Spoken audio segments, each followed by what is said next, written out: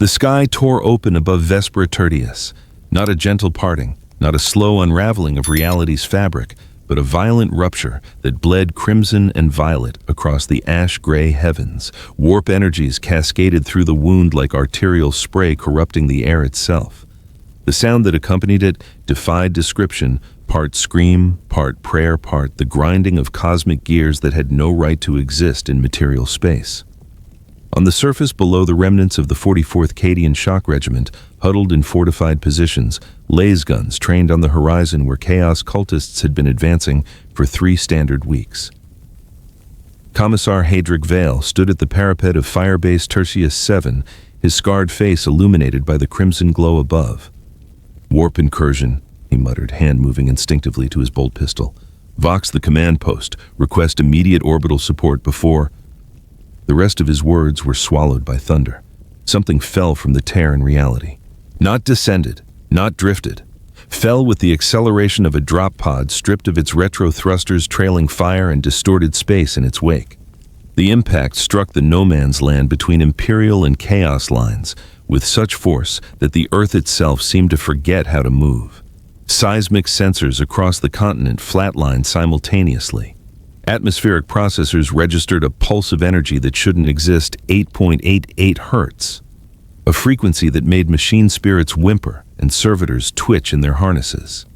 Combat augurs designed to track demon incursions simply shut down their logic engines, unable to process the data. For 17 seconds, Vespera Tertius stopped, not metaphorically.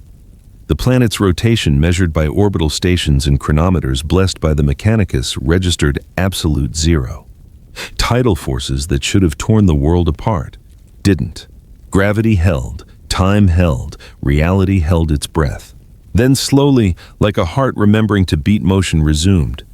"Emperor's teeth," someone whispered in the firebase. Hadric's augmetic eye whirred, attempting to focus through the settling dust cloud where the impact had occurred. His Vox crackled not with orders, but with the panicked babble of every unit within 300 kilometers, all screaming the same thing: sensors offline. Auspex dead.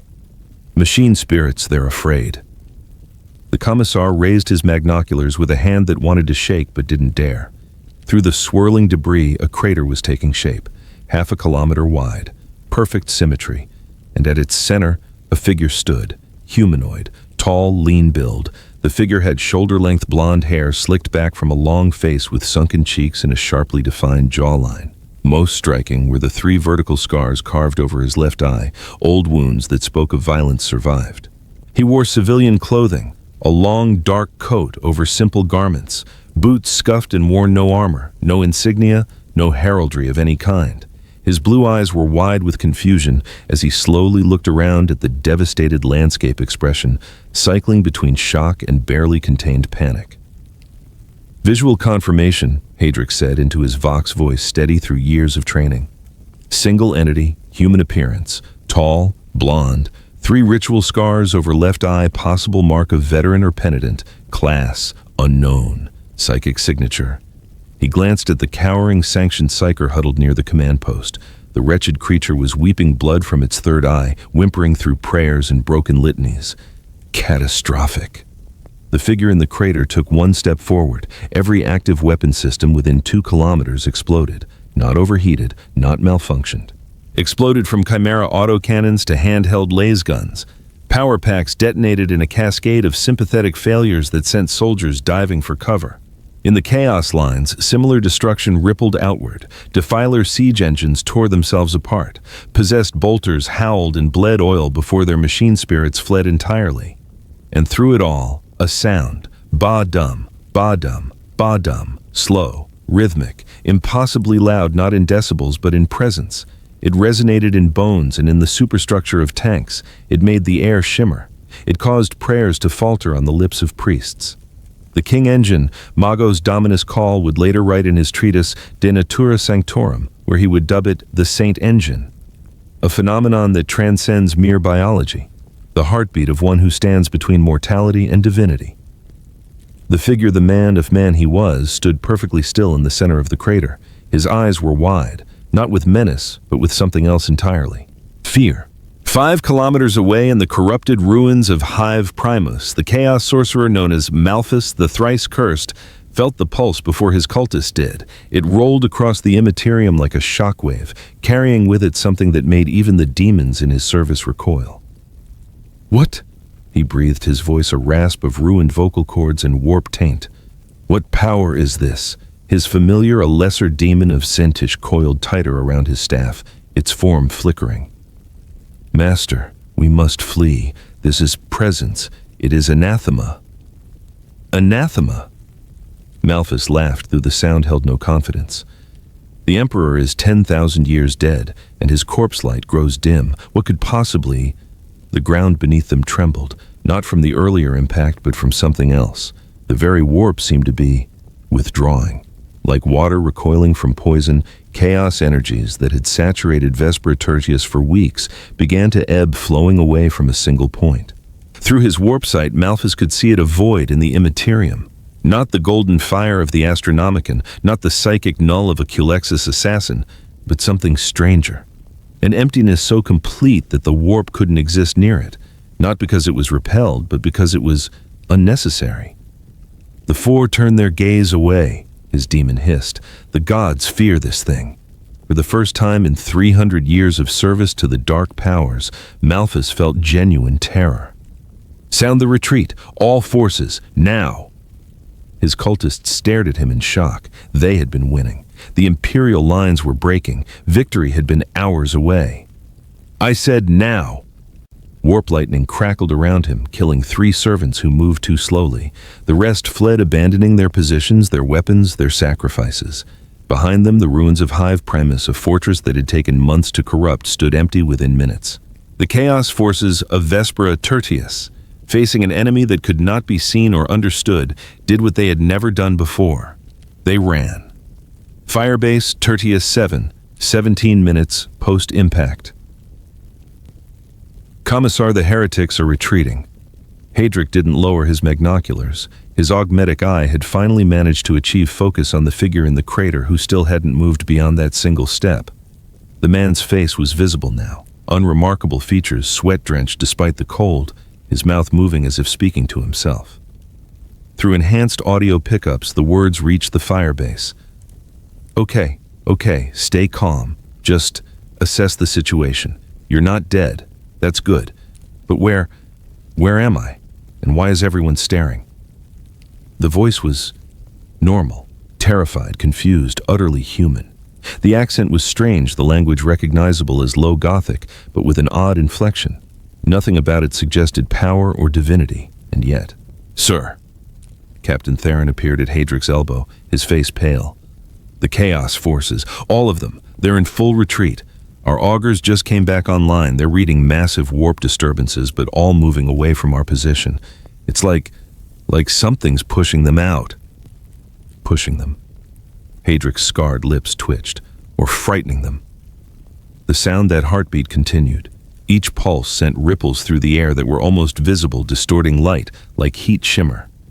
Measurement servitors, their logic engines less susceptible to superstition than human minds, recorded impossible data. Frequency 8.88. Hertz, amplitude variable scaling with proximity source. Biological cardiac function, classification, unknown, unknown, unknown. "He's just standing there," one of the guardsmen whispered. "Like he's waiting for us." Or, Hadric said quietly, like he's too terrified to move. But even as he said it, he didn't believe it, couldn't believe it. Because in the 17 minutes since the impact, the entire planetary situation had reversed. Chaos forces that had been on the verge of overwhelming Imperial defenses were now fleeing in panic. Demonic manifestations that had plagued the 44th Cadian were dissipating like morning mist. And at the center of it all stood one bald man in a yellow suit, looking lost. "Orders, sir?" Captain Theron asked. Hadric was silent for a long moment. He had served 40 years in the Imperial Guard. He had seen demons and xenos and heretics beyond counting. He had watched entire regiments die screaming. And he had never, not once, seen chaos itself simply leave. "Send a squad," he finally said. "Unarmed. Approach with caution. And for the Emperor's sake, someone find me a priest."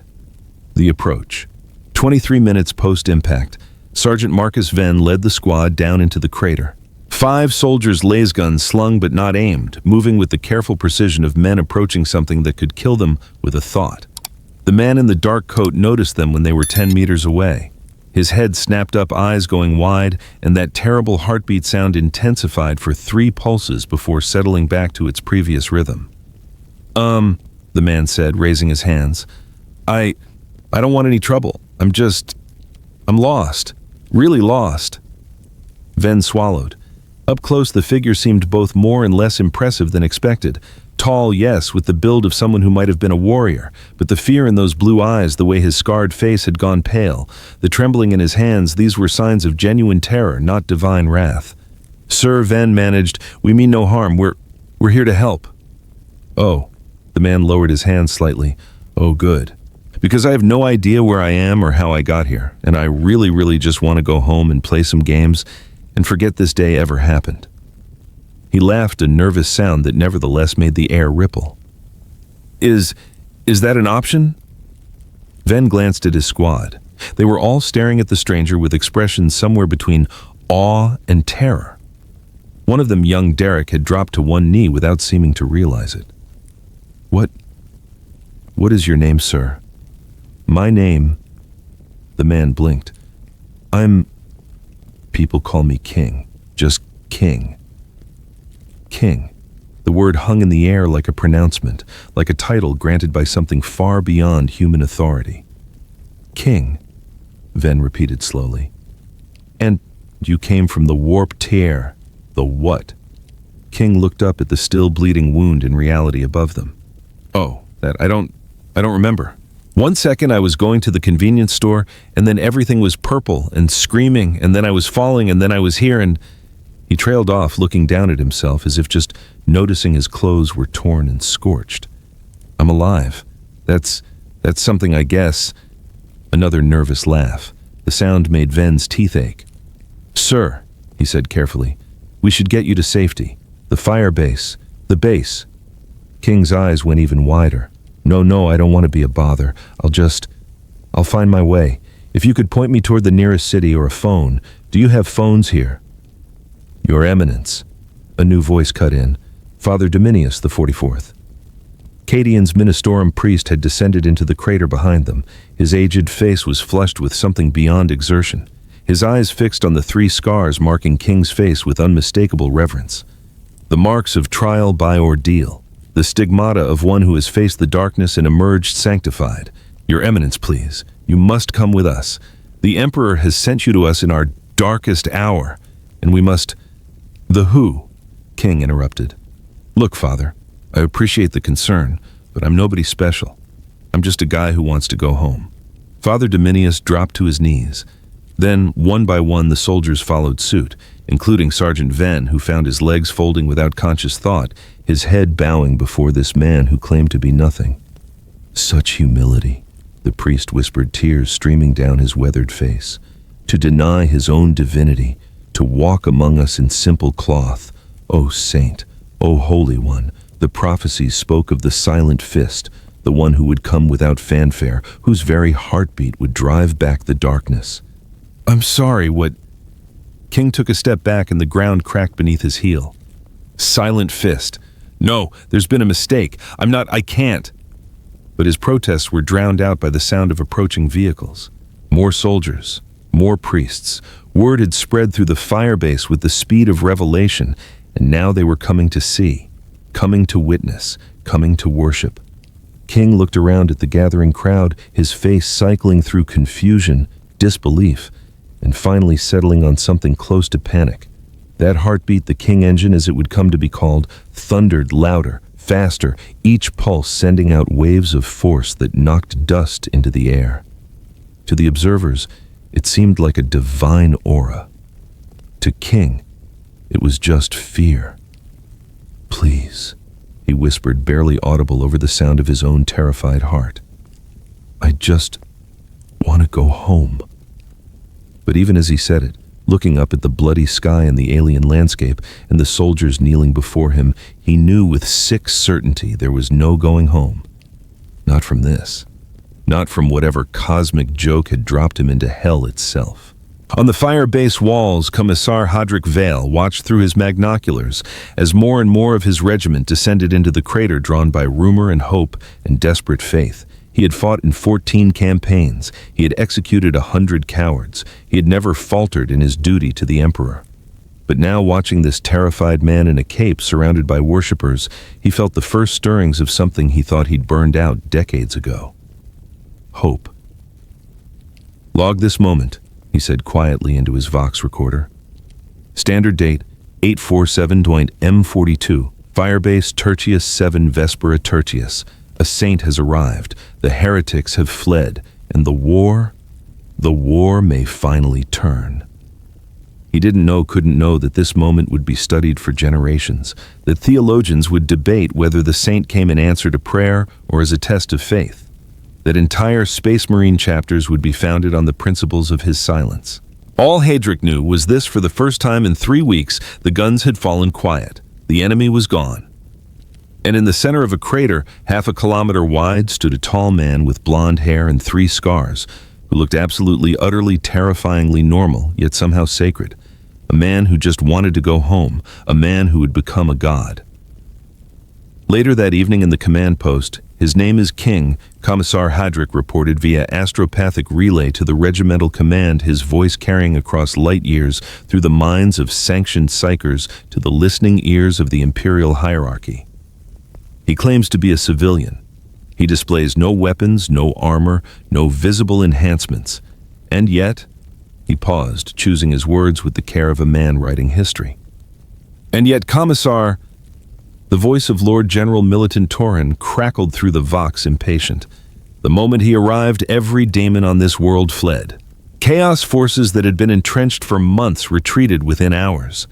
Our machine spirits, which had been corrupted and dying, are now functioning at optimal capacity. The Psychers say the warp itself is calm here, calm in a way they've never felt before." Silence on the other end. Then, and this king, what does he say about himself? He says, Hadric allowed himself the smallest of smiles. He says he's nobody special. Another pause, longer this time. When Torin spoke again, his voice held a different quality. Not skepticism, but something approaching reverence. Such humility, such perfect humility, to deny one's own power. It's what the old texts speak of, the saints of legend who walked among humanity without pride or pomp. A sharp intake of breath. "Commissar, you will guard this king with your life. You will treat him as the God Emperor's own representative, and you will report any and all observations directly to me. And Commissar, sir, start calling him Saint. The designation is effective immediately." The Vox clicked off, leaving Hadric alone with his thoughts and the impossible reality of what had just occurred. Through the command post window, he could see the crater in the distance still glowing faintly. Guards had been posted around it, not to keep King in, but to keep the pilgrims out. Already the faithful were gathering. Soldiers who should have been resting, preparing for the next engagement. Instead, they knelt at the crater's edge, praying to a man who had done nothing but arrive and be terrified.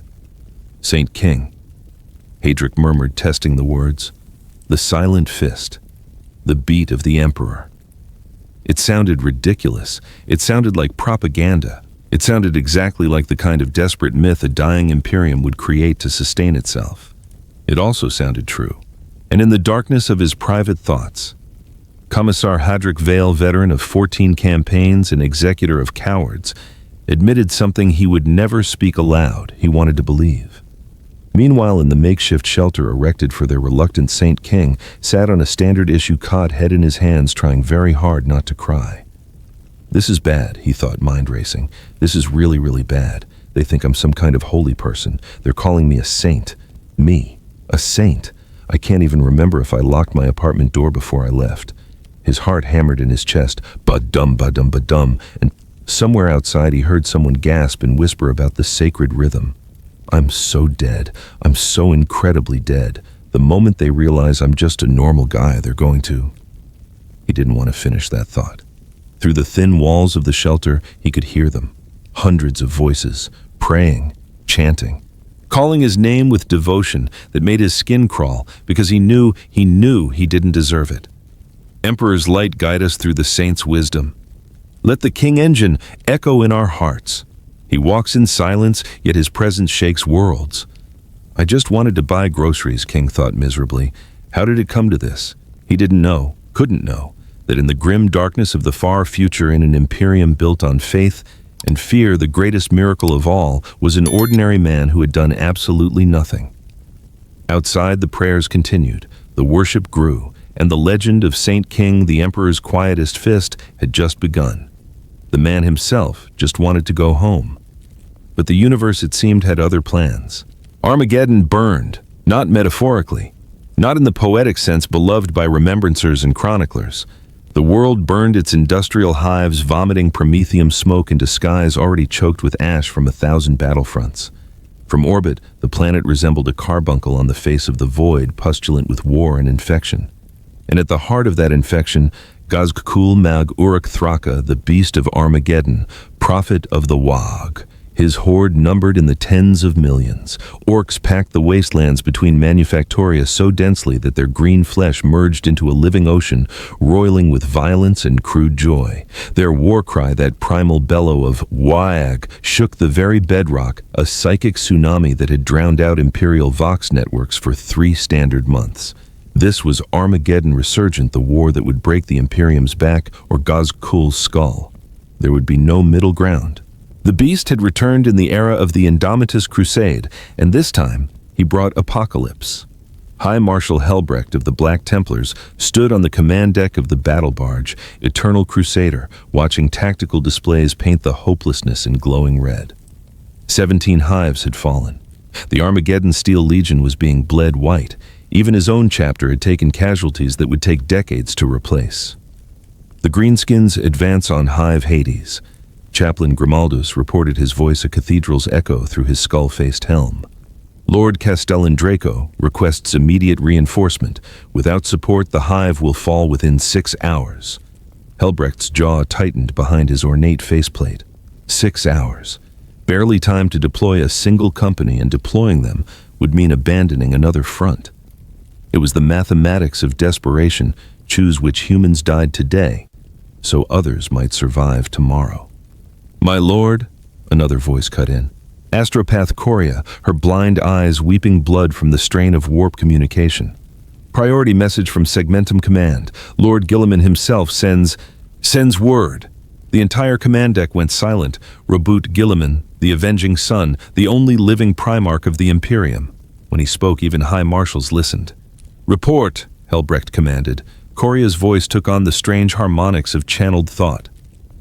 The Lord Regent has deployed an asset. Code designation Saint King. Expected arrival at Armageddon within 2 standard hours. You are ordered to facilitate his mission. His mission. Helbrecht's tone carried the weight of suspicion earned through 10,000 years of false prophets and lying saints. What mission? Who is this Saint King? But Coria could only shake her head, fresh blood trickling from her nose. The message, it says only this: have faith. 2 words.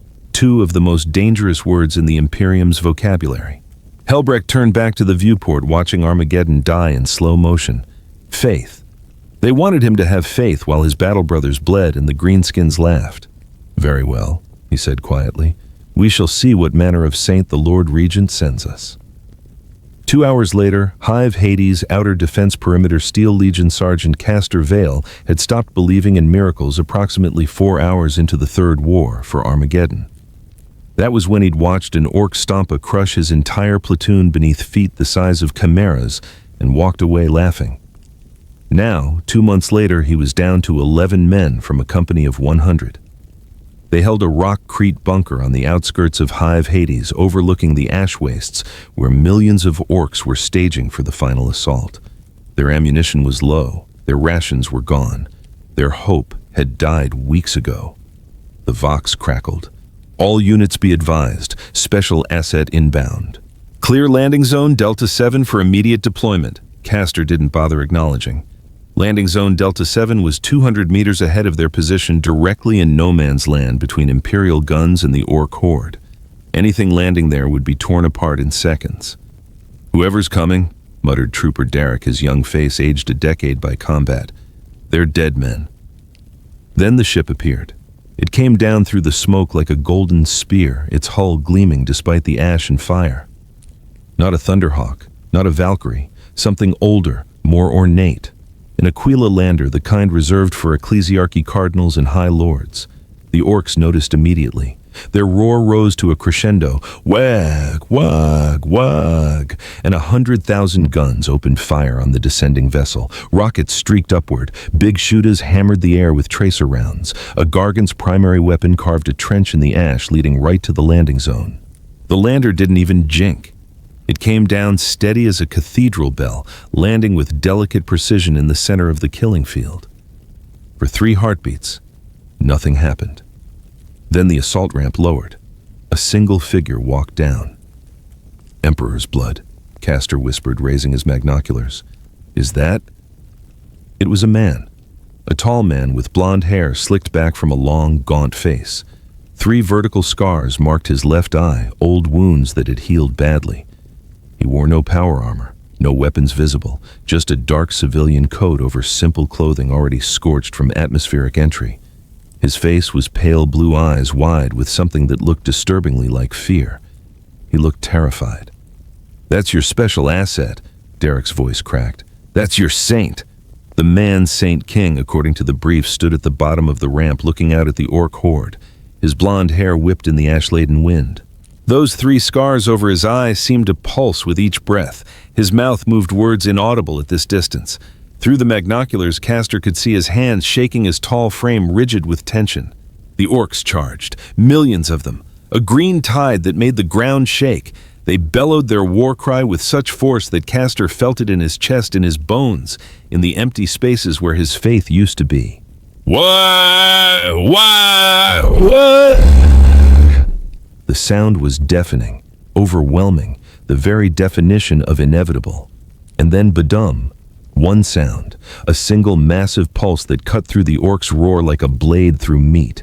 Every sensor in Castor's bunker whined and died. His magnoculars cracked. The Vox network screamed static and went silent. Badum. Louder, deeper. Not a sound heard by ears but felt. The pulse traveled through earth and air, and the very fabric of space carrying with it a resonance that made Castor's teeth ache and his mind reel. Badum. The orc charge faltered. Not all at once, not cleanly, but like a wave hitting an invisible wall, the green tide began to slow. Orcs in the front ranks stumbled, confusion replacing their battle rage. Their war cry, that primal, unending wag, began to fragment, individual voices falling out of sync. Badum, Badum, Badum, the king engine, that's what the intelligence brief had called it. The heartbeat of a saint, the pulse of the Emperor's will made manifest. Castor hadn't believed it, couldn't believe it. But now he watched as the sound, that impossible, terrible sound, spread across the battlefield like a disease.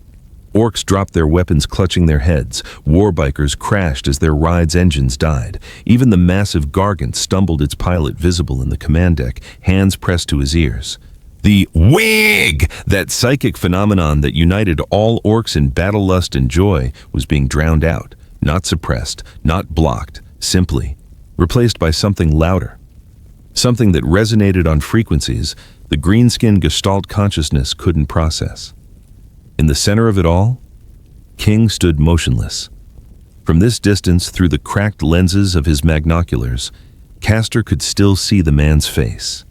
He looked like he was about to throw up. 10 minutes later, Orc Line's war boss Gutripa of the Goth clan had killed 500 enemies in his lifetime. Humies mostly, but also a good number of other orcs who'd needed a proper crumpin. He was big, he was mean, and he was utterly, completely confused. The sound wouldn't stop. Badum, badum, badum. It filled his head, pushing out the wag, pushing out Gork and Mork's call to battle. His boys were scattered around him, stumbling like they'd drunk too much fungus beer. Some were fighting each other, but not in the good way. They looked scared, lost. What's happening? One of his knobs groaned, dropping his power claw. Gutripa looked toward the source of the sound. The Humie. The tall Humie with the marked face, 3 battle scars that any orc would be proud of. The kind of scars that said, "I fought something terrible and won." He was just standing there, not fighting, not even moving much. But that sound, that terrible sound, And those scars, those boss scars. "Dad Humi," Gatrippa began. "Badum.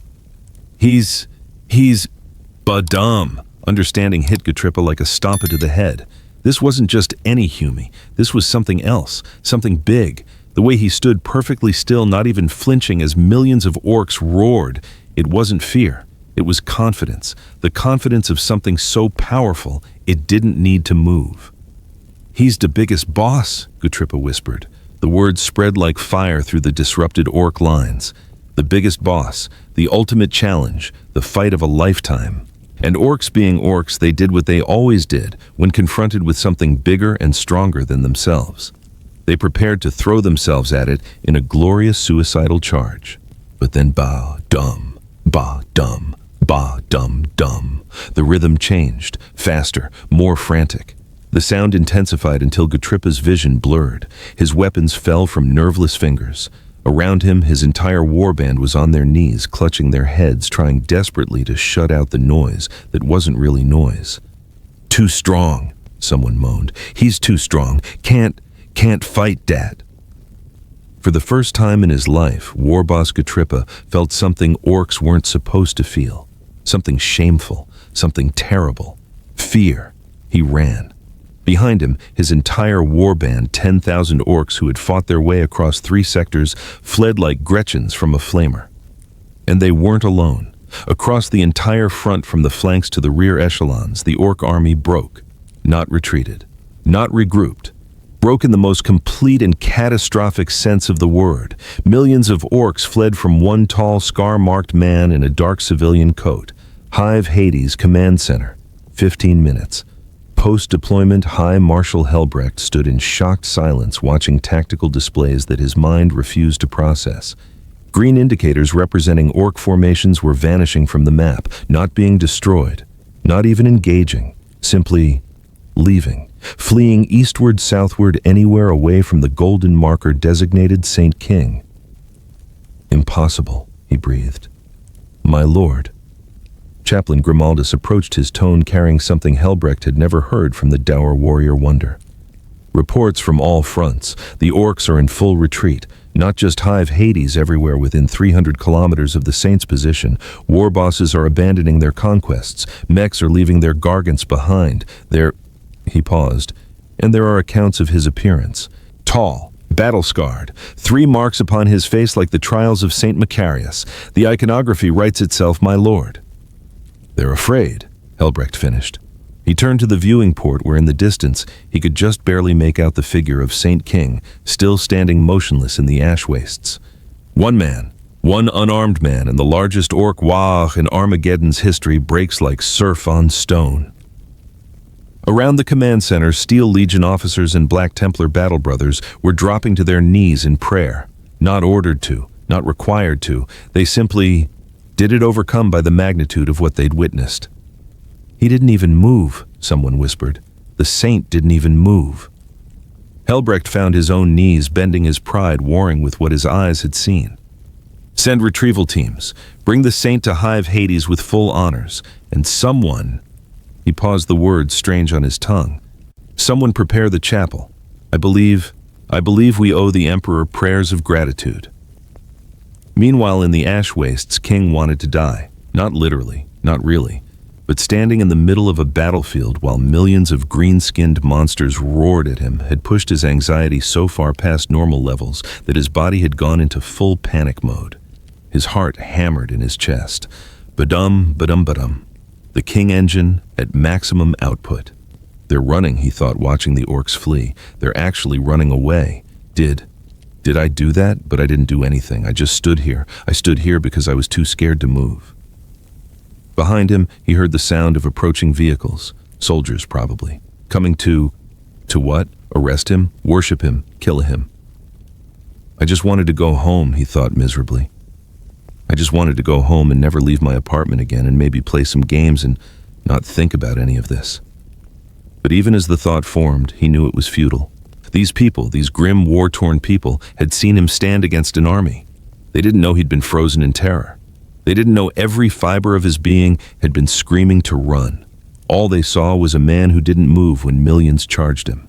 a man whose heartbeat made their enemies flee. A saint. I'm gonna die here, King realized with dull certainty. Not from enemies, from this, from being something I'm not. And there's no way out.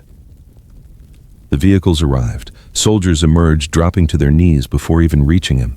Their faces held rapture, devotion, desperate hope.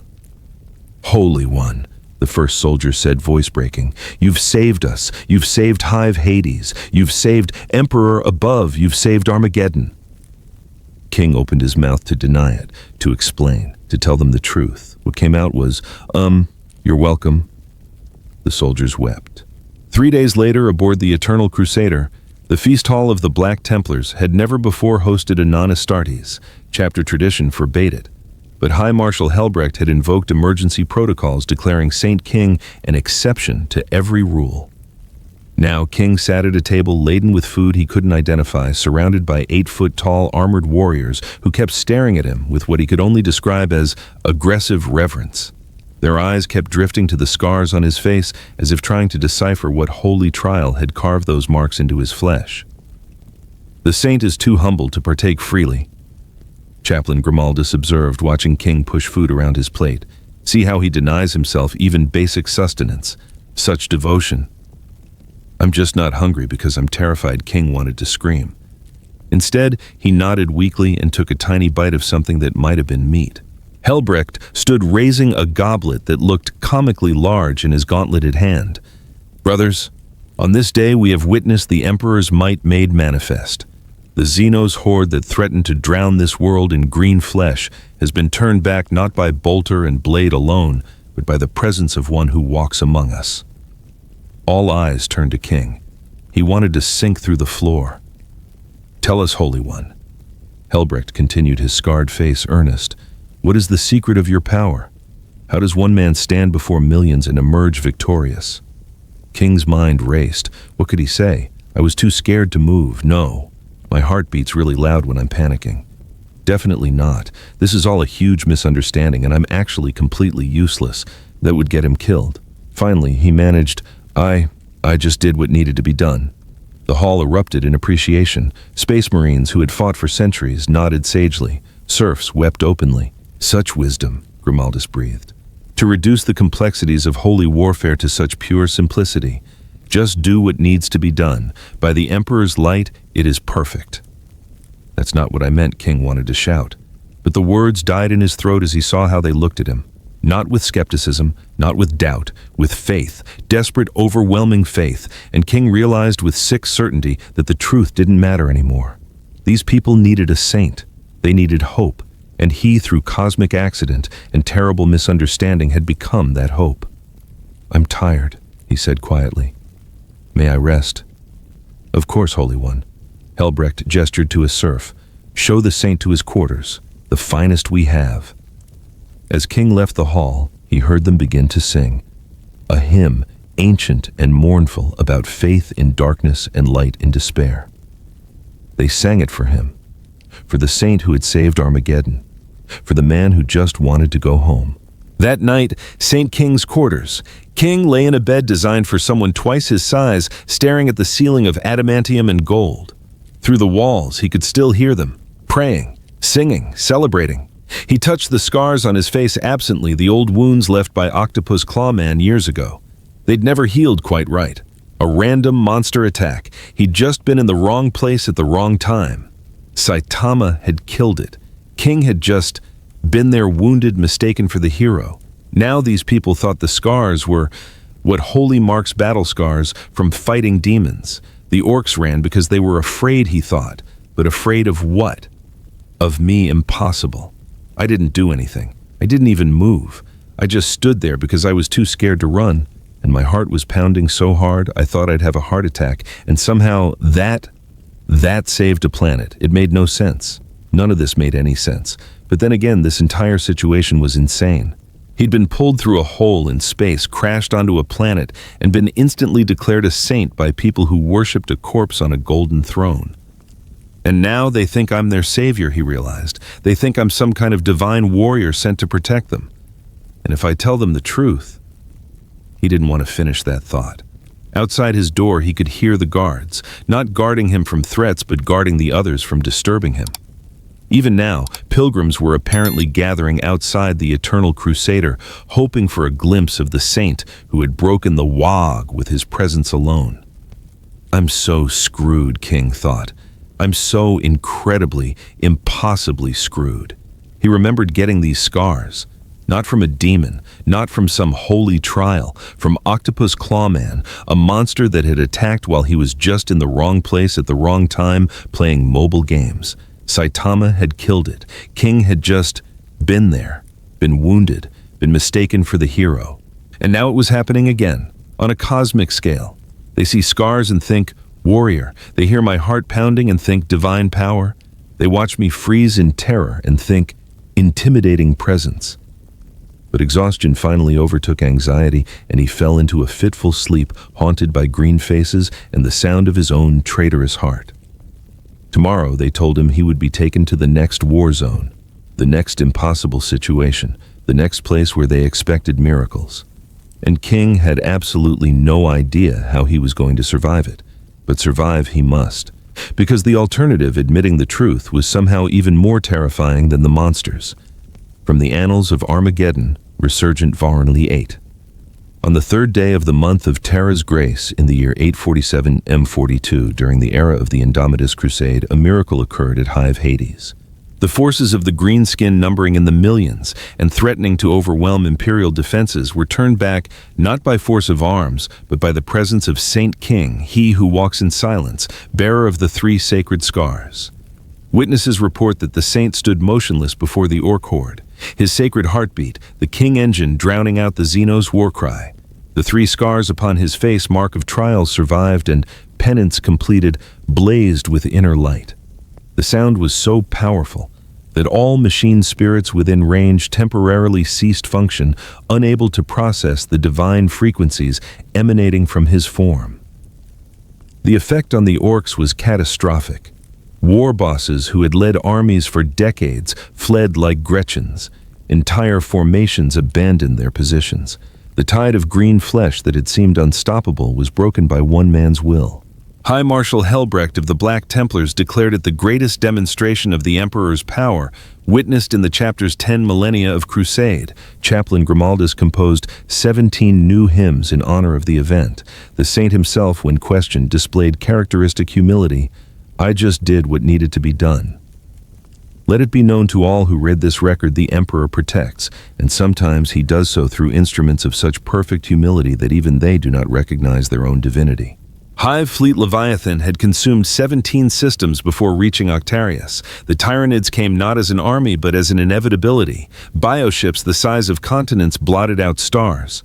Spore clouds turned atmospheres toxic. Capillary towers drained worlds of biomass until only dead husks remained floating in the void like picked bones. Octarius had been a war zone for centuries, orcs and Tyranids locked in an eternal grinding conflict that the Imperium had deliberately engineered. Let the Xenos destroy each other, the Ordo Xenos had reasoned, save Imperial resources for worthier enemies. That strategy died when Leviathan adapted. The hive mind had learned, studied, evolved. It absorbed orc genetic material, integrated their aggression, their rapid reproduction, their psychic gestalt consciousness. The result was something worse than either species alone. Tyranids with orcish tenacity, growing faster, hitting harder, never stopping. And now they were winning.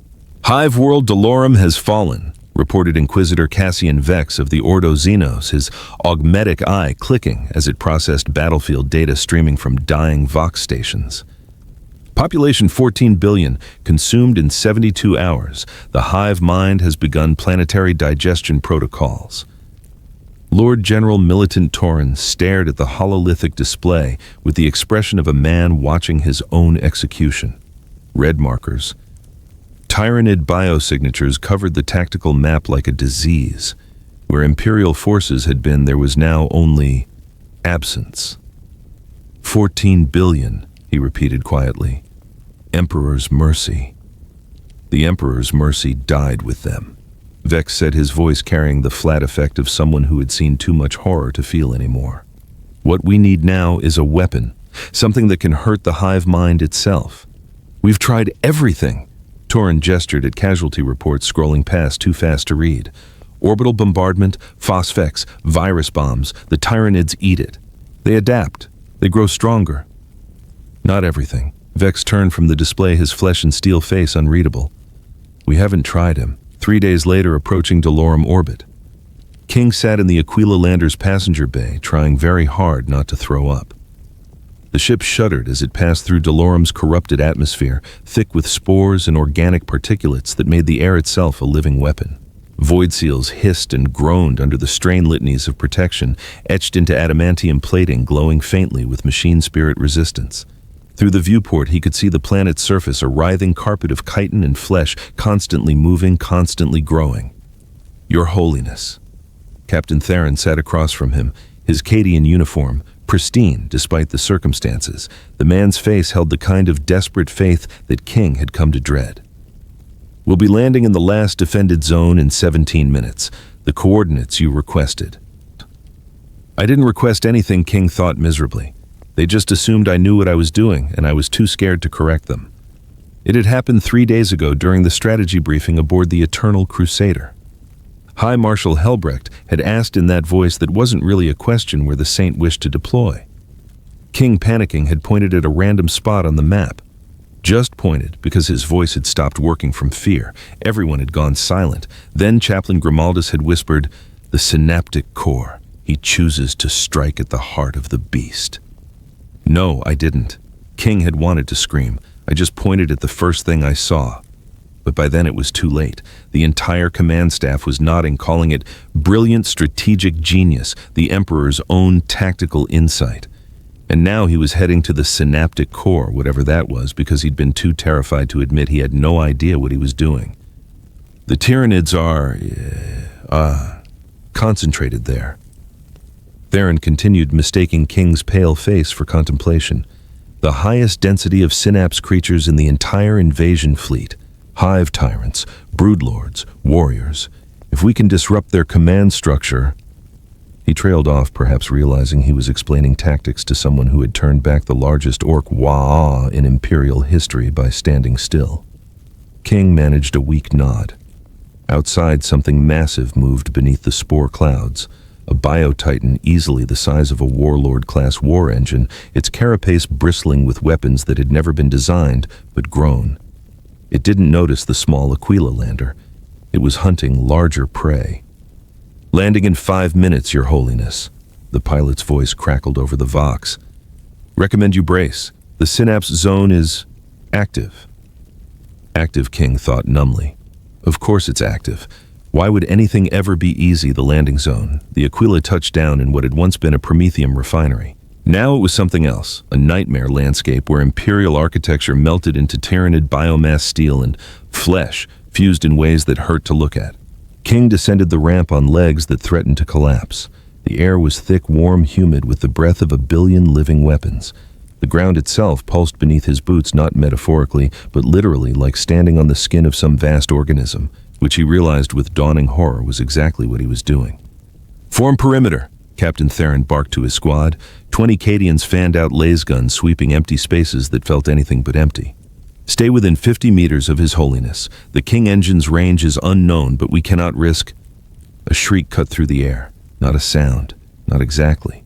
It was psychic pressure, a spike of alien hunger that made King's vision blur and his teeth ache. Every soldier stumbled, clutching their heads. From the biomass walls they emerged. Hormagaunts. Dozens of them. Insectoid nightmares that moved with terrifying speed, scything claws gleaming with digestive acids. Behind them, larger shapes, Tyranid warriors, their bodies armored in chitinous plates that could shrug off lasgun fire. And above wings, beating the spore-thick air, a hive tyrant descended like a falling cathedral. Open fire, Theron screamed. Last bolts lit the twilight. Hormagaunts dyed their bodies, bursting into ichor and chitin fragments. But for every one that fell, 2 more poured from the walls.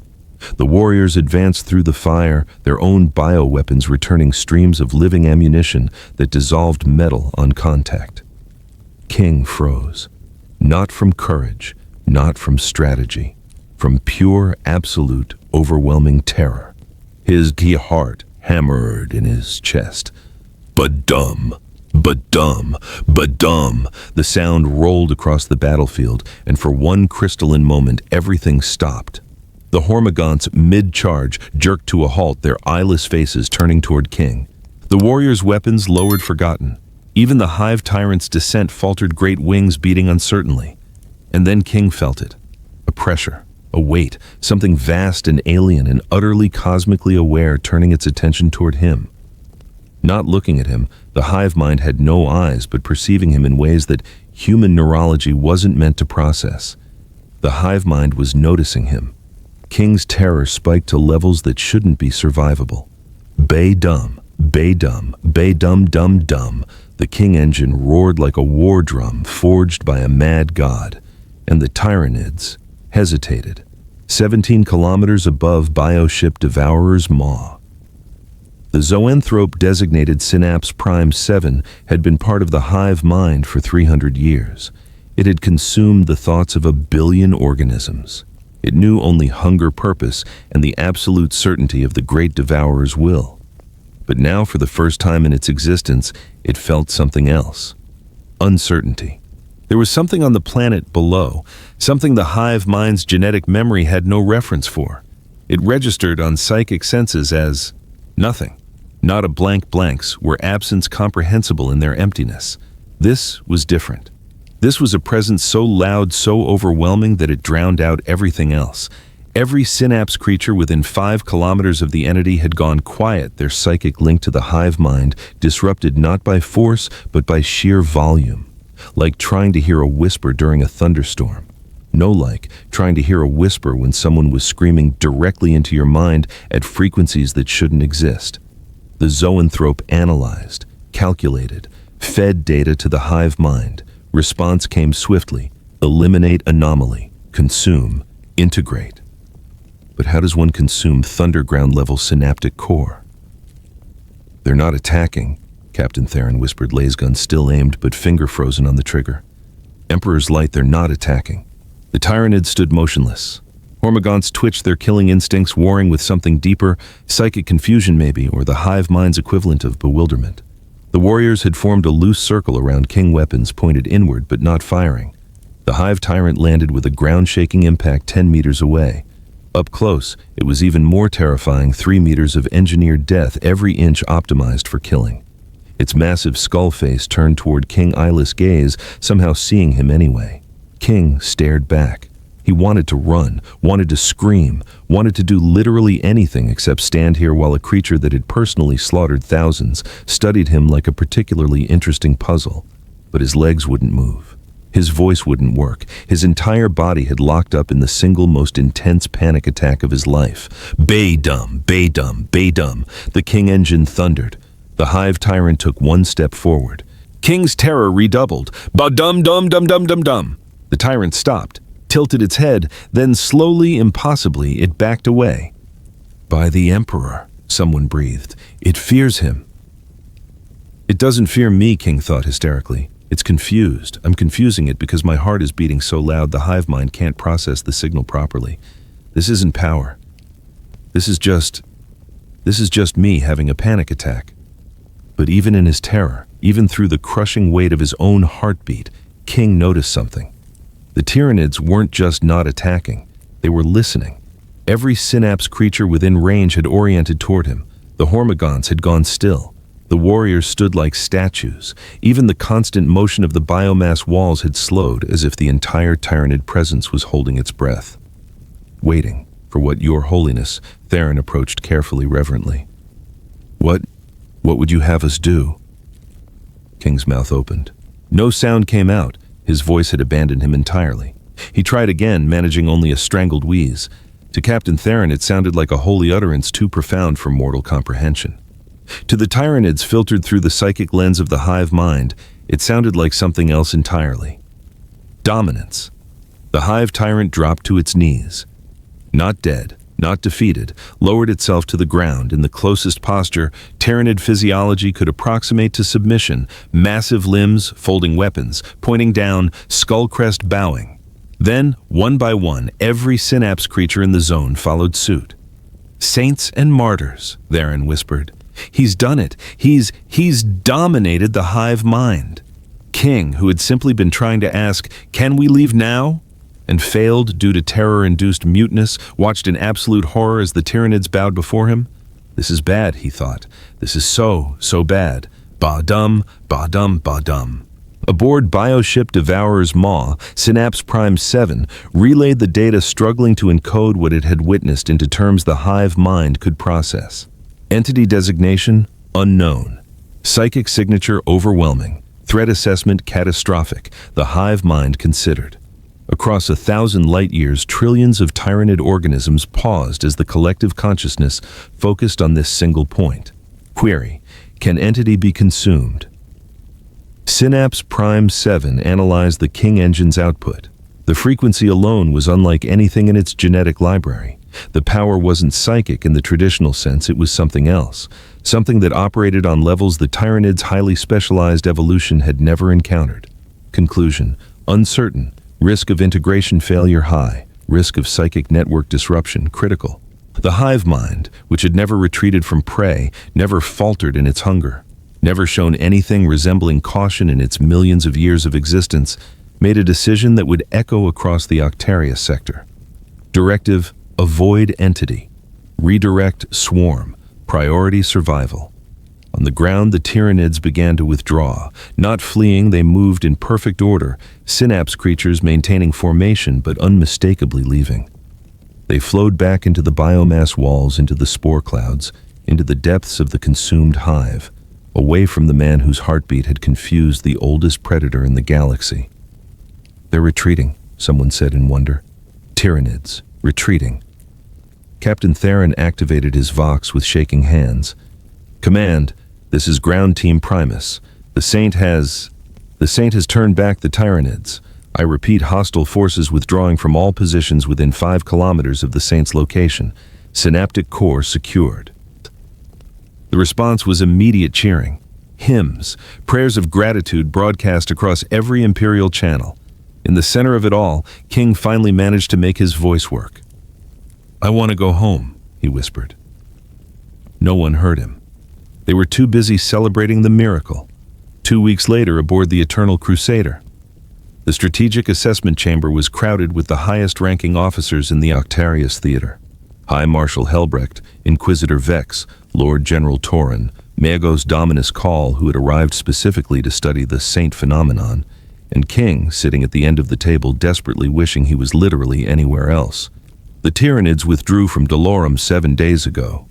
Vex reported his augmetic eye displaying tactical data. Hive Fleet Leviathan's advance has stopped. Not slowed, stopped completely. They're avoiding a corridor of space approximately 10 light-years in diameter centered on Dolorum. Centered on where the Saint stood. Helbrecht added, his scarred face grave. They fear him, the great devourer, the species that has devoured worlds beyond counting across the void. Fears one man. Call's mechadendrites whirred with excitement. The data is extraordinary. The King engine, that sacred heartbeat, operates at frequencies that disrupt Tyranid synapse networking, not through force, but through resonance. It's as if his very presence is antithetical to their hive consciousness. It's not antithetical, King thought miserably. It's just really, really loud. They can't coordinate because my panic attack is drowning out their psychic network. We must leverage this, Torin said. If the Saint can turn back both orcs and Tyranids through his mere presence, think what he could do if deployed strategically across the Imperium. The Emperor's fist, Grimaldus intoned, walking the galaxy, bringing light to the darkness. King wanted to scream that he wasn't anyone's fist, that he hadn't done anything, that this was all a terrible mistake, built on a foundation of fear and coincidence. Instead, he said, "I'm tired. May I rest?" Such humility, such perfect selfless humility. The meeting adjourned with plans to deploy the Saint to 7 more war zones within the month. King was escorted to his quarters by an honor guard of Space Marines who treated him with the kind of reverence usually reserved for holy relics. Alone in his room, a palatial chamber that made him uncomfortable with its gold and devotional icons, King looked at his reflection in a polished adamantium panel. Tall, blonde, 3 scars over his left eye, blue eyes wide with constant fear. He looked exactly like what they thought he was, a warrior saint, battle-scarred and terrible. He looked nothing like what he actually was, a terrified civilian who had been in the wrong place at the wrong time, whose anxiety disorder happened to manifest in exactly the right way to confuse Xeno's psychic networks. I can't do this, he thought. I can't keep doing this. Eventually they'll discover the truth. Eventually, I'll be in a situation where standing still and having a panic attack won't be enough. And then what? Outside his door, he heard them. Always them. Pilgrims, soldiers, priests, coming to pray near the saints' quarters, hoping some fragment of divine grace would bless them. They believed in him with such desperate, complete faith that King Nu absolutely knew the truth would destroy them. So he couldn't tell them, couldn't admit his weakness, couldn't escape. He was trapped by their belief, imprisoned by their hope, a saint in a cage of faith.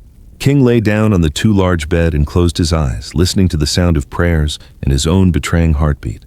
Tomorrow they would ask him to perform another miracle, and he would stand there terrified and useless while they interpreted his fear as divine power. Because that's what saints do.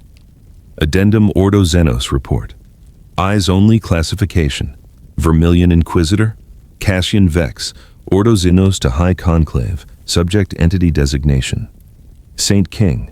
Xenobiological Assessment. Honored Conclave. I have completed preliminary analysis of the entity known as Saint King and his effect on Xeno species. The results are unprecedented and deeply concerning.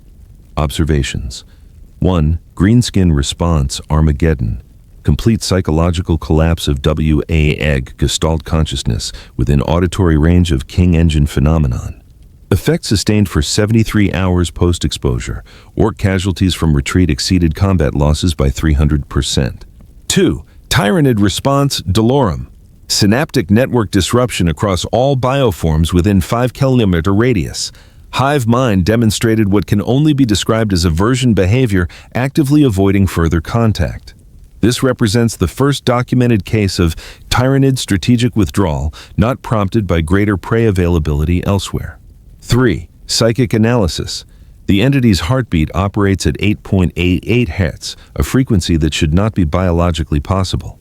Sanctioned psychers exposed to the phenomenon report overwhelming presence that drowns out other psychic signatures. Hypothesis. The entity designated Saint King may represent a new form of human evolution, a pariah variant that affects Xeno psychic networks rather than human warp sensitivity. Alternatively, this may be evidence of the Emperor's direct intervention in material reality. Recommendation. Continue deployment. The entity's strategic value cannot be overstated. However, I recommend careful monitoring. Something that can disrupt both Orc and Tyrannid psychic networks might have effects on other warp-sensitive systems we have yet to discover, including our own.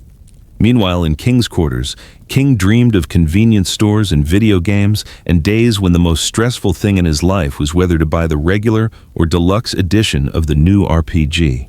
In his dreams, no one called him Saint. In his dreams, his heart beat at a normal frequency. In his dreams, he was nobody special. But dreams end. And when King woke, he would still be in the grim darkness of the far future where his greatest weakness had become humanity's greatest weapon. Where there was no peace among the stars, only fear mistaken for faith, and one very, very scared man trying not to let anyone notice he was just pretending. The fortress of Hera on Macragge rose like a cathedral of adamantium, and faith, its spires knifing kilometers into the polar sky walls thick enough to withstand orbital bombardment defense batteries that could sterilize continents. It had stood for 10,000 years, weathering crusades and heresies and the slow decay of the Imperium itself. King stood at a viewing port in the guest quarters palatial rooms that made him profoundly uncomfortable and stared at the polar wastes of Macragge, stretching to the horizon, a landscape of ice and stone and imperial monuments 10,000 years old. He wore the expression of a man being led to his execution. Because today he was going to meet him, Roboute Guilliman, the Avenging Sun, the Lord Regent of the Imperium. One of the Emperor's gene sons returned from death itself to lead humanity in its darkest hour.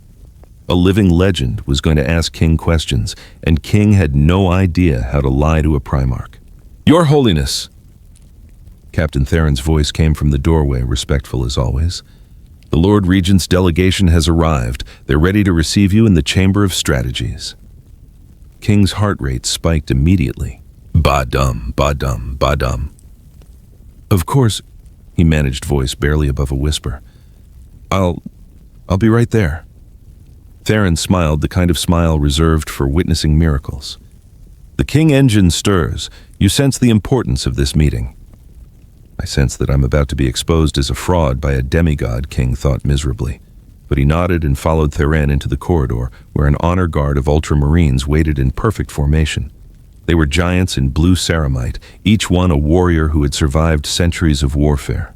They fell into step around him, silently treating him like a holy relic that might shatter if handled roughly. McCratchy's gravity felt heavier than Terra's. Or perhaps that was only the weight of expectation pressing down on his shoulders. King wanted to scream that he wasn't holy, wasn't special, wasn't anything except a very scared civilian who desperately wanted to go home. Instead, he walked badum, badum, badum, the Chamber of Strategies. The room was vast enough to hold tactical displays the size of buildings. Hololithic projectors showed the current state of the Imperium in excruciating detail, red markers for conflicts, black markers for lost worlds, golden markers for crusade fleets. So much red, so much black. And at the center of it all stood Roboute Guilliman. King had seen images, heard descriptions. None of them prepared him for the reality. The Primarch was 3 meters tall in his armor, every inch radiating authority that predated the Imperium itself. His face was noble patrician, bearing the weight of 10,000 years, and the knowledge of how far his father's dream had fallen. Blue eyes, preternaturally sharp, swept the room before settling on King. King's legs nearly gave out. Ba-dum-dum-dum-dum. Saint King? Guilliman's voice was deep measured, carrying the kind of absolute certainty that came from leading armies before King's ancestors had learned to make fire. I have read the reports. Armageddon, Dolorum, 2 Xenos threats turned back by your presence alone. The Ordo Xenos calls you the greatest strategic asset in the Imperium. King opened his mouth. Nothing came out. Such humility, someone murmured. King couldn't tell who there were others in the room, inquisitors in their dark robes, tech priests wreathed in mechadendrites, a cardinal in red vestments that probably cost more than a planetary tithe. Guilliman stepped closer. Each footfall resonated like a hammer on stone. The reports also say you never speak unless necessary, that your wisdom is conveyed through action rather than words. Is this true? King managed a tiny nod, terrified that if he tried to speak, his voice would crack and reveal him as the fraud he was. I see. Guilliman studied him for a long moment. Those blue eyes seemed to see through armor, through flesh, through the desperate lies King had been living. And yet you arrived in our reality through a warp tear. You possess no psychic signature. Your biology is human, but your effect on xenopsychic networks is unprecedented. Tell me, Saint King, what are you? The room went silent. Every eye turned to King, waiting for wisdom, for revelation, for some fragment of divine truth. King's mind raced. What could he say? I'm a video game enthusiast who got unlucky. I have an anxiety disorder that happens to manifest at exactly the wrong frequency. This is all a huge misunderstanding. His voice came out as barely a whisper. I'm nobody special. The room erupted. Such humility, the cardinal proclaimed, clasping his hands together, to deny his own divinity before the Lord Regent himself. The mark of a true saint, someone else added. No pride, no arrogance, only service. Guilliman raised one massive hand and silence returned instantly. His eyes never left King's face. Nobody special, he repeated slowly, tasting the words. And yet the orcs flee from your presence. The Tyranids withdraw. 2 of the Imperium's greatest threats neutralized by what your fear. King's blood turned to ice. He knows. Oh God, he knows. He can see through it. King started, then stopped. His heart hammered so hard he could barely breathe. Ba-dum, ba-dum, ba-dum. The sound rolled across the chamber like thunder. Hololithic displays flickered. The tech priest's augmetics whined. One of the inquisitors, a pale woman with too many cybernetic implants, staggered, clutching her head. The King engine. Magos Dominus Belisarius Call entered from a side chamber, his form more machine than man, his voice a harmonious blend of biological and synthetic tones. Lord Regent, I must interject. The phenomenon you're witnessing is no mere biological quirk. Observe. He gestured and new data streams appeared: biometric readings, spectral analysis, psychic resonance patterns, all centered on King. The entity designated Saint King produces a cardiac rhythm at precisely 8.88 Hz, a frequency that by all rights should not be achievable through biological processes alone. Yet achieve it he does. And this frequency calls mechadendrites spread in something approaching reverence. This frequency disrupts Xenos psychic networks not through force but through perfect harmonic interference. "Speak plainly, Magos," Gilliman commanded. "His heartbeat drowns out their voices, my lord. The orc Wah, the tyrannid hive mind both function on psychic coordination. The King engine produces a signal so overwhelming, so perfectly tuned, that it renders their networks inoperable within its radius. It's as if..."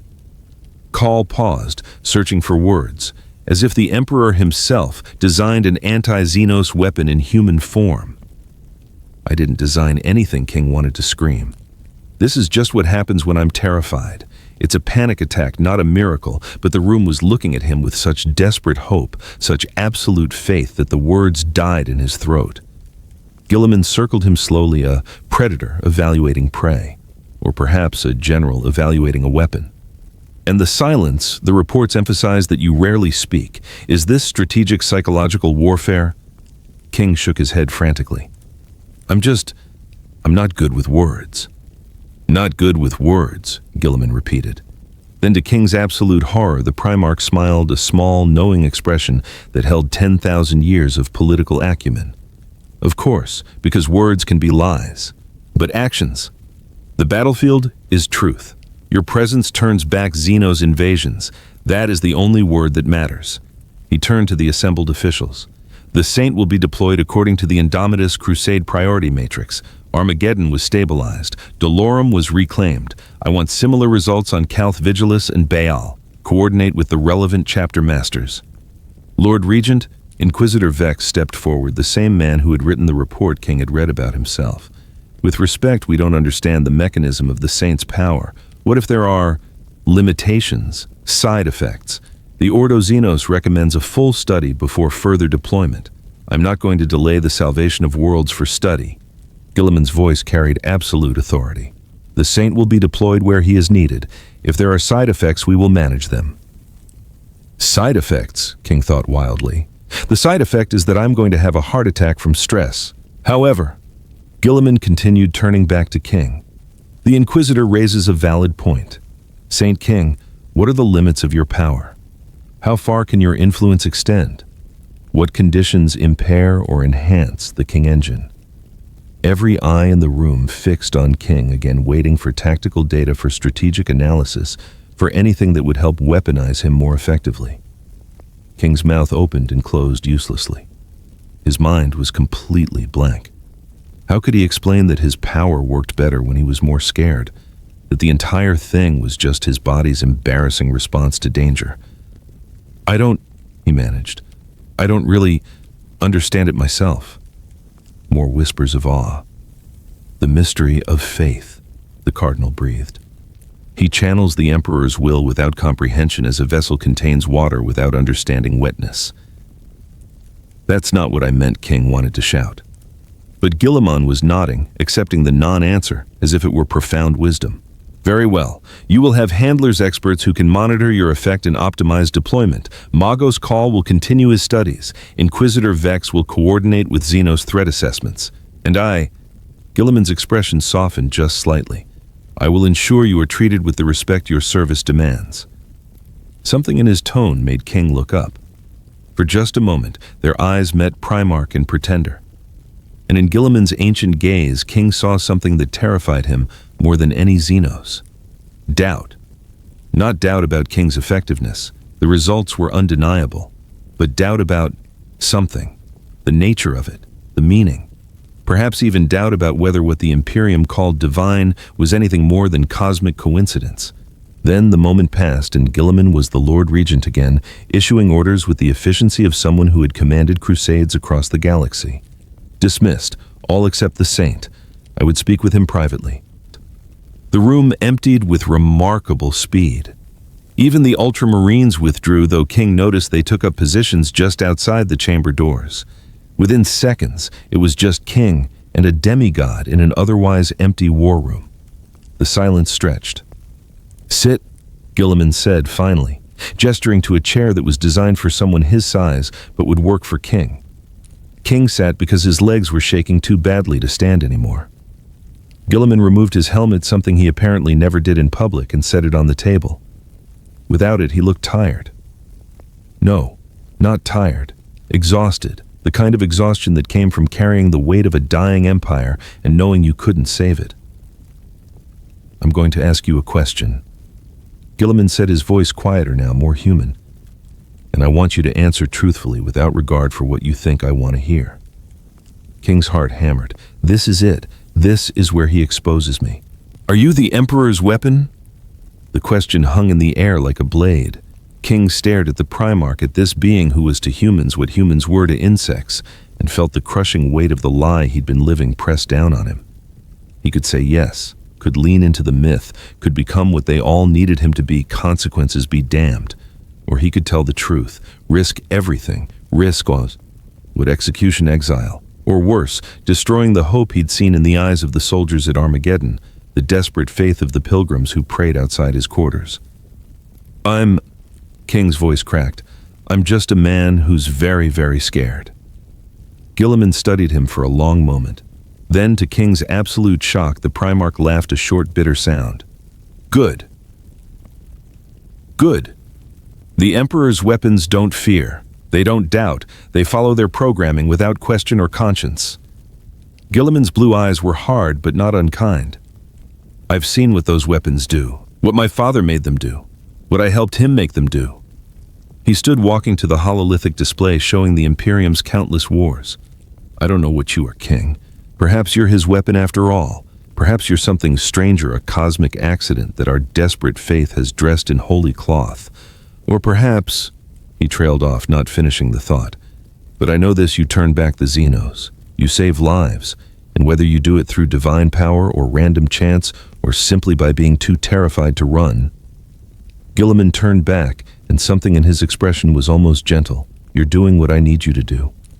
What the Imperium needs you to do. Even if I'm a fraud." The words slipped out before King could stop them. "Fraud." Gilliman shook his head. "The soldiers at Armageddon are alive because you stood in a crater and didn't move.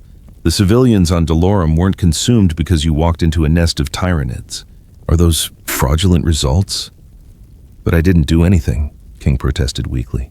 I just stood there because I was too scared to run." "And that made all the difference." Gilliman's voice was firm. "In war, intention matters less than outcome. The Imperium doesn't need you to be divine. It needs you to keep making the Xenos withdraw. Can you do that?" King thought about it. About the terror, about the constant fear, about the sick weight of expectation that pressed down on him every moment. He thought about the people he'd saved without meaning to. The billions on Armageddon, the 14 billion who might have died on Dolorum. "I can keep being afraid," he said quietly. "Then we have an understanding." Gilliman picked up his helmet. "I will not expose your uncertainty.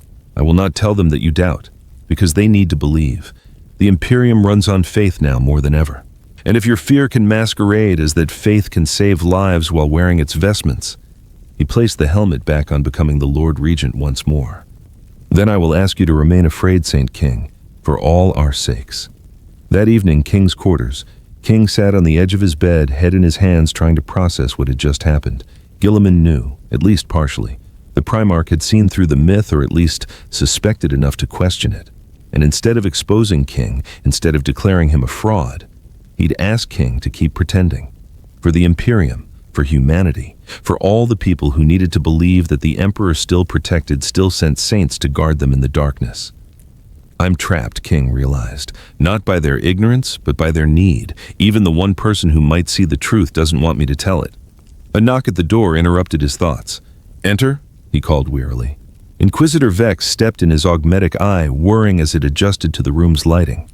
"Your Holiness, I apologize for the intrusion. I wanted to apologize." King blinked. "Apologize? For questioning your deployment, for suggesting study before action." Vex's mechanical voice held something approaching shame. "I've seen the reports, I've analyzed the data, and I've realized something that should have been obvious from the start." He pulled up a data slate showing graphs and readings that King couldn't begin to understand. "Your presence doesn't just disrupt xenopsychic networks, it protects humans. Soldiers fighting within range of the King engine show increased morale, decreased panic responses, reduced susceptibility to chaos corruption. It's as if," he struggled for words, "as if your fear absorbs theirs, takes it upon yourself so they can fight without terror." "That's not how panic attacks work," King wanted to say, but he just nodded because contradicting seemed worse than lying. "I wanted you to know," Vex continued, "that some of us understand the burden you carry, that channeling the Emperor's will must be difficult, painful even. But please know that your sacrifice is seen, is honored." He bowed. Actually bowed and left before King could formulate a response. Alone again, King looked at his reflection in the polished adamantium wall panel. Tall, blonde hair disheveled from stress, 3 scars that made him look dangerous instead of unlucky. Blue eyes wide with perpetual fear that everyone mistook for divine insight. He looked like a saint. He felt like a fraud. And tomorrow he would do it again. Stand in front of another Xenos threat, have another panic attack, watch as people interpreted his terror as holy power and bowed before the lie. Because Gilliman was right about one thing, intention didn't matter, only results. And if King's cowardice could save billions, then he would keep being a coward. Badum, badum, badum, the King engine beat on steady as devotion hollow as faith. Classified addendum, personal log of Robot Gilliman entry.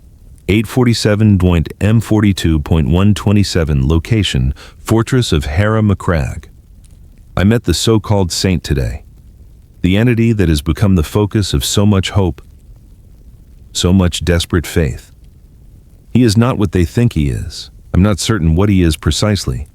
But I saw fear in his eyes, real, genuine fear, not the righteous fury of a holy warrior, not the grim determination of a weapon forged for purpose, just fear, human fear, the kind my father's weapons were designed to never feel.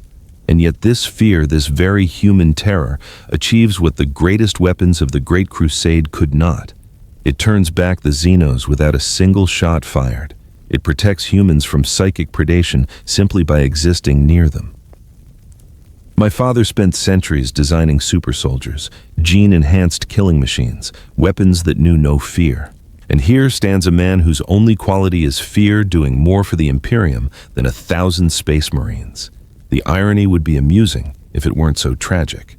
I have decided not to expose him, not because I believe he is what they claim a saint, a divine instrument, but because I recognize the truth that he and his fear does not.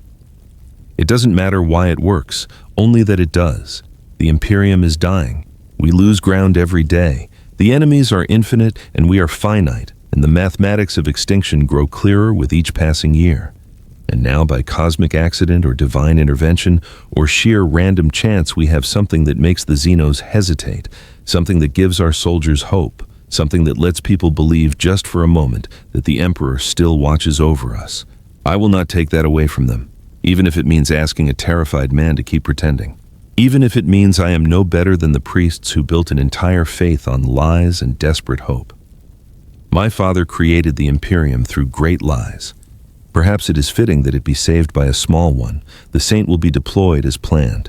I will ensure he is protected, honored, given every resource he needs to continue his work. And I will carry the knowledge that our greatest weapon is nothing more than a man having a panic attack. Somehow that makes it more human than anything my father ever made. Perhaps that's why it works. Meanwhile, in the depths of the fortress monastery, Magos Dominus Call reviewed the data for the 3047th time, his enhanced mind processing possibilities at speeds that would burn out an unaugmented brain. The King engine, 8888 Hertz, perfect resonance, impossible biology, unless... He pulled up forbidden texts, ancient theorems from the dark age of technology.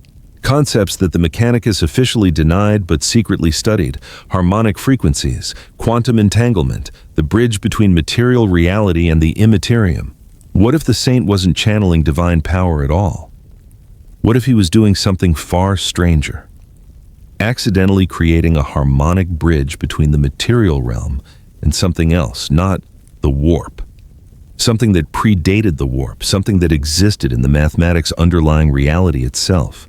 The Omnissiah's own source code. Call's biological components shivered while his mechanical ones remained stable. If this theory was correct, then Saint King wasn't a weapon. He was a phenomenon, a glitch in the universe's operating system that happened to manifest in human form. And glitches could be studied, understood, perhaps even replicated. He opened a new project file encryption layers thick enough to hide it from even Gilliman's eyes. Project designation: King Engine Replication Objective. Weaponize fear itself. The Omnissiah would forgive him. After all, what was the pursuit of knowledge but the highest form of prayer? Call worked through the night, his mechadendrites dancing across data looms, weaving theories that would change the Imperium forever, or destroy it. In the mathematics, it was hard to tell the difference. King slept fitfully, dreaming of home and normalcy, and a life where his greatest concern was which video game to play next. He didn't know that his greatest trial was still to come. He didn't know that in 5 days he would face something far worse than orcs or tyrannids. He would face the people who knew the truth and believed anyway. But that is a story for the next chapter. The Tavern. The Observer's Account. Inquisitor Marius Holt personal log, day 6. I'm watching him right now. He's sitting alone in a corner booth of some lower hive tavern called the Aquila's Rest. Civilian clothes, no escort. No indication he knows he's being observed by an inquisitor who spent 6 days documenting what might be the most powerful human being in the Imperium, or the most elaborate fraud. After 6 days, I still don't know which. So I'm here, not with cameras, not with sensors, not with my team, just me sitting 3 tables away trying to decide if I should approach, trying to decide if approaching would even matter to someone who might already know I'm here. The subject king has ordered a drink, some local brew. He's doing something with his hands. Can't quite see what. His attention is completely focused on something in front of him. Small, handheld. I take a breath, make my decision. I'm going to. Then he speaks. Still trying to keep up with me, really. That's your strategy. My blood runs cold. He knows I'm here. I freeze. Every instinct screams at me to run, but I can't move, can't even breathe properly. The subject continues, speaking his voice casual, but with an edge I've never heard in the recordings. That's pathetic. You've been doing the same pattern for 10 minutes. Did you think I wouldn't notice? He's talking about the surveillance, the patterns we've used, the predictable observation posts, Emperor's teeth he's known the entire time. Then I hear it. That sound. That impossible sound that's haunted the nightmares of Xenos across a dozen worlds. Thump, thump, thump, thump, thump, thump, 8.88 hertz, perfect rhythm, the King engine. The temperature in the room seems to drop. Or maybe that's just my body going into shock. The sound fills everything, not loud, but pervasive, like it's coming from inside my own chest. I watch as the subject's expression changes, still focused on whatever he's holding, but his face hardens, becomes something else, something intimidating in a way I can't quite articulate.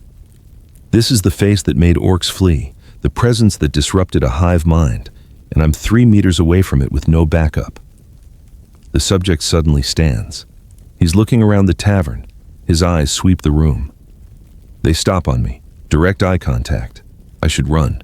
Every fiber of my being screams at me to run, but I can't, because if he wanted me dead, I'd already be dead. 6 days of surveillance, 6 days of tests, 6 days of attempting to expose or eliminate him, and he's known all along. He starts walking toward me. The King engine continues. Thump, thump, thump, thump. Every step he takes feels like a countdown, like judgment approaching. I manage to stand, some desperate animal instinct to flee, but my legs won't cooperate properly. I'm frozen halfway between sitting and standing when he arrives at my table. Up close, his face is terrifying. Not because of any obvious threat, but because of the intensity in his eyes. The way he's looking at me through me, like he can see every thought I've ever had. Like he knows exactly why I'm here. So you want to meet me? His voice is quiet, controlled, but there's weight behind it. The weight of someone who knows more than you do, who's always known more than you do. My hand moves on instinct, reaching for the pistol concealed in my coat. Not to kill him, I know that's impossible now, but maybe to... I don't know what I'm doing. Panic has taken over. His hand moves faster than I can track, catches my wrist before the weapon clears my coat. The grip isn't painful, doesn't need to be. It's simply immovable. The King engine continues its rhythm. His eyes hold mine. Let's pretend we never met today, shall we? I know your intention. Oh God, oh Emperor. He knows. He knows everything. He knows I came to test him, to expose him, possibly to eliminate him if he proved to be a threat. And he's what offering mercy. But today I just want peace. Every day I have to deal with dozens of people like you, people like me, people who test him, people who try to expose him, people who come with weapons and doubt, and I've already silenced a group of noisy people earlier. Silenced. With that King engine, with that presence that makes orcs flee and tyranids withdraw, he could do the same to me right now, could silence me permanently. No one would question it. I came here armed. I came here with intent to harm, perhaps. Instead, please understand, if you want, come meet me another day. I'll certainly give you my full attention then. He releases my wrist. The King engine stops. He steps past me, walks to the bar, speaks to the bartender something about directions. I stand there, hands still frozen inside my coat, touching the pistol I never drew. He knew. He knew everything. My purpose, my presence, my weapon. And he chose mercy. Not because he couldn't stop me, but because that's what saints do. They forgive, even those who come to test them, even those who come to harm them. I pull my hand out of my coat, empty, walk out of the tavern on unsteady legs. Behind me, the subject, "Know the Saint," receives directions from the bartender and leaves through another exit. I make it 2 blocks before I have to stop and lean against a wall. My hands are shaking, not from fear, from revelation. What actually happened? King was having a decent evening for once. He'd found this quiet tavern, dark, not crowded, no one paying attention to him. Perfect. He'd ordered a drink, something local that tasted better than recaf, and pulled out his handheld console. Finally, some time to just play his game and decompress. He'd been stuck on the same boss for 3 days, some kind of dragon thing with a stupid attack pattern, but he was close. He could feel it. Okay. Wait for the fire breath, dodge left, 3 hits, back off. The dragon boss did its pattern. King dodged, attacked, backed off. Yes. Come on, you scaly bastard. Let's see you try that again. The boss repeated the pattern. King repeated his counter. Health bar dropping, slowly, methodically. That's right, I figured you out. Still trying to keep up with me, really. That's your strategy. King was trash-talking a video game boss. It helped him focus. The dragon tried a different attack. King dodged it easily. That's pathetic. You've been doing the same pattern for 10 minutes. Did you think I wouldn't notice? Critical hit. The boss staggered. Almost. Then King's heart started racing. Oh no, not now, not the anxiety again. Thump, thump, thump, thump, thump, thump. His panic disorder kicking in for no reason. Or maybe there was a reason. He'd just remembered he had deployment tomorrow. Another battlefield, another chance to die horribly. The fear crept up his spine. His hands started shaking slightly. He paused the game, took deep breaths, tried to calm down. Thump, thump, thump, thump. Okay. You're fine. You're safe. You're just in a tavern. Nothing bad is happening. But the fear wouldn't stop. And suddenly, he couldn't remember.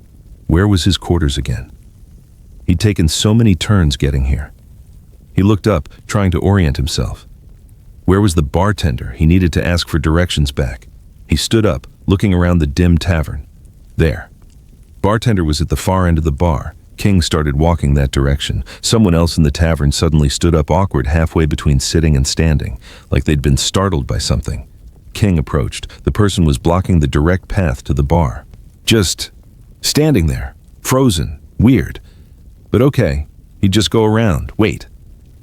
King looked at the person more carefully. Middle-aged, serious face. The kind of intense stare that King had learned to recognize in this nightmare universe. Oh no. Feng Vian, King muttered under his breath. A reporter. He'd dealt with so many of them lately. Every time he went anywhere, someone wanted an interview, wanted a statement, wanted him to bless something or say something inspiring. Today had been especially bad. He'd had to avoid an entire group of them earlier, had to duck into a side passage and let his panic attack do its thing. The King engine scared them off, thank God. And now here was another one, in his quiet tavern, on his one evening off. The person's hand moved toward their coat, probably going for a recording device or a camera. King had dealt with this before. He reached out, gently caught the person's wrist. "Hey, no recording please, not tonight." He tried to smile, tried to be polite, even though his heart was still racing from anxiety. "So you want to meet me too?" Just like all the other reporters, always wanting meetings, interviews, statements. King sighed. "Look, I get it, but can we pretend we didn't meet today? I know what you want, an interview. But today I just want peace and quiet. Every day I have to deal with dozens of people like you, reporters, so many reporters. I already sent away a noisy group earlier. The reporters he'd avoided with King Engine this morning. Please understand, if you want an interview, come another day. I'll definitely give you proper time then." King released the person's wrist. They seemed frozen. Shocked maybe, hopefully they understood. He really just wanted one quiet evening. King walked past them to the bar. "Excuse me," he said to the bartender. "I'm trying to get back to residential block 47. Which direction?" The bartender pointed, gave quick directions. "Thanks." King paid for his drink, left a small tip, and headed out. Behind him, the reporter person just stood there, probably disappointed about the declined interview. King felt a little bad about that, but he'd meant what he said. Another day, he'd do a proper interview. Just not tonight. Tonight, he wanted to go home, continue his game, and maybe get more than 4 hours of sleep before tomorrow's deployment. He walked back to his quarters, following the bartender's directions. Never knew that. That reporter was an inquisitor. Said inquisitor had been investigating him for 6 days. Said inquisitor had just tried to draw a weapon, not a recording device. His polite refusal of an interview had been interpreted as divine mercy. His panic attack. King Engine had terrified a man who interrogates heretics for a living. His casual conversation had just created absolute, unshakable faith in someone trained to be skeptical. King just knew he'd successfully avoided another reporter and could now go home to play video games. Small victories. Holt's final report. To Lord Inquisitor Valdrin from Inquisitor Marius Holt. Investigation conclusion. Entity. Saint King classification. Obsidian eyes only, my lord. After 6 days of intensive surveillance and one direct encounter, I must report with absolute certainty the entity designated Saint King is genuine. Summary of observed capabilities. Day 1. Instantaneous translocation across 3 kilometers through impossible routes. Concluded teleportation ability. Day 2. Autonomous defensive field that redirected hostile projectile back to source with doubled velocity. Concluded passive protection that operates without conscious activation. Day 3, generation of electromagnetic pulse affecting 2-kilometer radius. Concluded control over electrical systems and energy. Day 4, toxin immunity with retributive effect causing poison to affect source.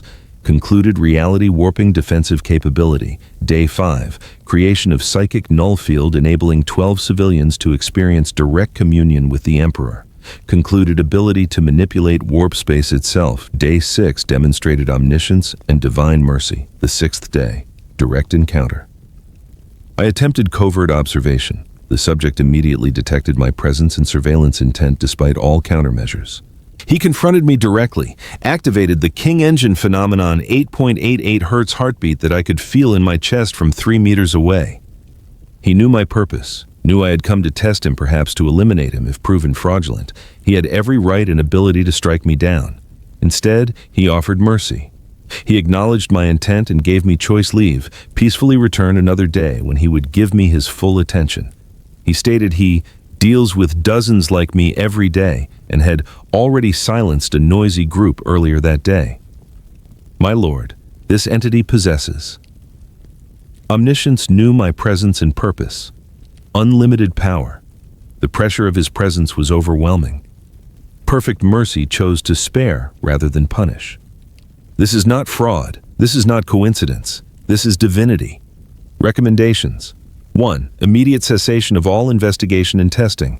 2. Full protection detail, though he clearly doesn't need it. 3.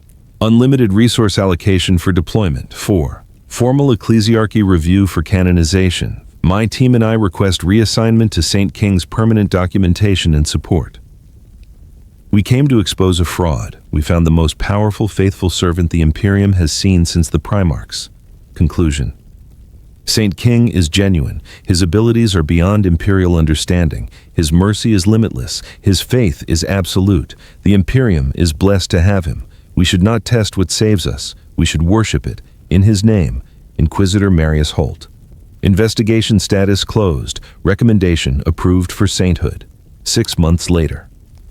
The Order of the 5 Days. Founding Charter. In the name of the Emperor and his chosen champion, we establish this holy order to document, preserve, and spread knowledge of the Saint King's miracles. Founding members. Grand Master Marius Holt. Witness of the 6th Day. Keeper of Data Zeta 7. Calculator of Probabilities Brother Vren. Witness of the Vanishing. Sister Kren, Chronicler of Miracles. Brother Breck, Bearer of Sacred Wounds. Primary mission: to document and evangelize the proven divinity of Saint King through empirical evidence and personal testimony. Sacred sites. Established, the Alley of Vanishing Day 1 here. Saint King demonstrated mastery over physical space itself. Witnesses observed his impossible translocation across 3 kilometers. The very walls remember his passage through dimensions unknown. Relics preserved. Dust from alley floor bottled in 500 vials distributed to faithful. Fragments of warning markers mounted in shrine. Air samples from both locations sealed containers. Detailed holopics of sealed manhole that could not have been opened by mortal means. Pilgrims come to touch the walls, hoping to absorb blessing of teleportation. Field of divine protection. Day 2. Here mortal weapon met divine defense. Without conscious thought or action, the saint's presence turned attack back upon attacker. The universe itself shields him. Relics preserved. The metal support beam cut into 1,000 fragments, each mounted in blessed cases. The rubber bullet itself displayed in crystal reliquary. Brother Breck's cast signed My Sacred Wound, Lesson in Humility. The coin that triggered the miracle in Golden Shrine tech priests come to study the impossible angles of the bullet's deflection. Hall of Holy Lightning Day 3. Here the saint channeled electromagnetic fury with a touch. Machine spirits bowed before his presence. Technology became weapon at his will. Relics preserved. Melted coffee machine centerpiece of shrine still smoking when first retrieved. Burned wiring fragments distributed. Exploded light bulbs displayed as blessed glass touched by divine current. Fuses from power grid showing impossible overload patterns. Mechanicus pilgrims study the machine's remains, seeking to understand how flesh commanded electricity. Chalice of just retribution. Day 4. Here poison meant for the saint returned to its source. Divine justice made manifest. Those who would harm him harm only themselves. Relics preserved. Wine glass. Brother Breck drank from never cleaned, eternally preserved. Empty poison vial marked venom that learned its lesson. Bottle King drank from showing divine protection in action. Receipt from bar document proving miraculous wine exchange. The faithful pray here before undergoing trials, asking for King's protective blessing. Garden of Silent Communion Day 5. Here 12 souls heard the Emperor's voice through the saint's presence. He creates spaces where the warp cannot reach, where pure faith flows unimpeded. Relics preserved. The complete bench King sat upon removed and enshrined. Soil from plaza sold as holy earth that witnessed awakening. Pollen samples ironically labeled dust blessed by Nullfield. Recorded testimonies of the 12 played continuously. Psychers come here seeking relief from warp sensitivity, hoping to experience the saint's null presence. Tavern of Divine Mercy Day 6. Here Grandmaster Holt experienced the saint's omniscience and limitless mercy. Though armed with intent to harm, he was spared. Though doubting, he was converted. The saint knew, all forgave all. Relics preserved. Table King sat it removed enshrined. Chair he occupied. Pilgrims sit in it hoping for visions. Recording of King Engine at moment of revelation played during meditation. Holt's pistol never fired, displayed as weapons stayed by divine will. Inquisitors and skeptics come here to pray for faith following Holt's example. The Order's activities publications. The 5 Days of Revelation, a scientific proof of divinity by Inquisitor Holt. Probability and Providence Mathematical Analysis of Saint King by Tech Priest Zeta 7, the Numerology of Saints, by 8. G of Full. 88 proves divine origin by Sister Kren. Sacred Wounds, lessons learned through testing divinity by Brother Breck. Witnessing the Impossible, a soldier's testament by Brother Vren educational programs. Lectures at Schola Progenium on the 5 miracles. Seminars for inquisitors on recognizing genuine saints. Tech priest symposiums on divine technology interaction. Chaplain training on the theology of 8.88 Hertz recruitment. The 12 from day 5 all joined. Guardsmen from Dolorum, survivors of Tyranid encounter. Orcs' former opponents, those saved by silence. Former skeptics converted by evidence. Current membership. 47 and growing daily rituals, established prayer of 5 days. On the first day he conquered space. On the second day he manifested protection. On the third day he commanded lightning. On the fourth day he returned poison to source. On the fifth day he opened the way to the emperor. On the sixth day he showed us mercy. Blessed is the saint, blessed is the king. 888 Meditation. Attempting to synchronize heartbeat to saints' frequency through breath control and concentration, advanced practitioners claim to feel his presence when achieving the rhythm. Pilgrimage of conversion. Visiting all 6 shrines in order from day 1 to day 6, retracing the investigation that proved divinity. Individual member testimonies. Grandmaster Holt. I was a skeptic, a rationalist, a man who believed only in evidence. I was sent to expose a fraud. Instead, I found God walking among us. The saint looked into my soul, knew my intent to harm him, and showed mercy. That moment changed me forever. I am now certain divinity exists, and we have witnessed it. Status gives speeches across Imperium. Most credible voice for canonization, former skeptic turned believer. Never sleeps without playing King Engine recording. Has personally converted 40+ other inquisitors through data presentation. Keeper of Data Zeta 7. I am a being of logic, of calculation, of pure reason. I have run the probability analysis 10,000 times. The chance of all observed phenomena being coincidence 0.000001%. Therefore, divine intervention is not hypothesis. It is mathematical certainty. The saint exists. The data proves it. Status reprogrammed all personal cogitators to calculate King's divinity hourly. Result always probability absolute. Treats calculation as prayer. Has converted 73 tech priests through mathematical proofs. Requested assignment as King's personal tech priest pending approval. Brother Vren. In that alley I felt something wrong with reality itself. Not evil, not chaos, something other. I know now it was the saint warping physical laws to demonstrate his power. He wanted us to witness the impossible, to have faith when evidence seems contradictory. I am honored to have stood at the site of his translocation miracle. Status installed augmetic that continuously plays 8.88 Hz, refuses to deactivate it even during sleep.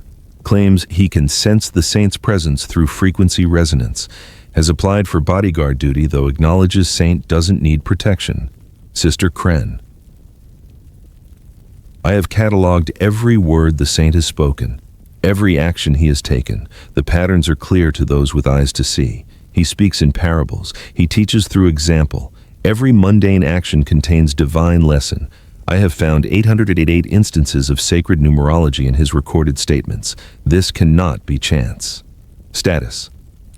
Published comprehensive analysis of King's speech patterns. Claims to find hidden meanings in casual conversations.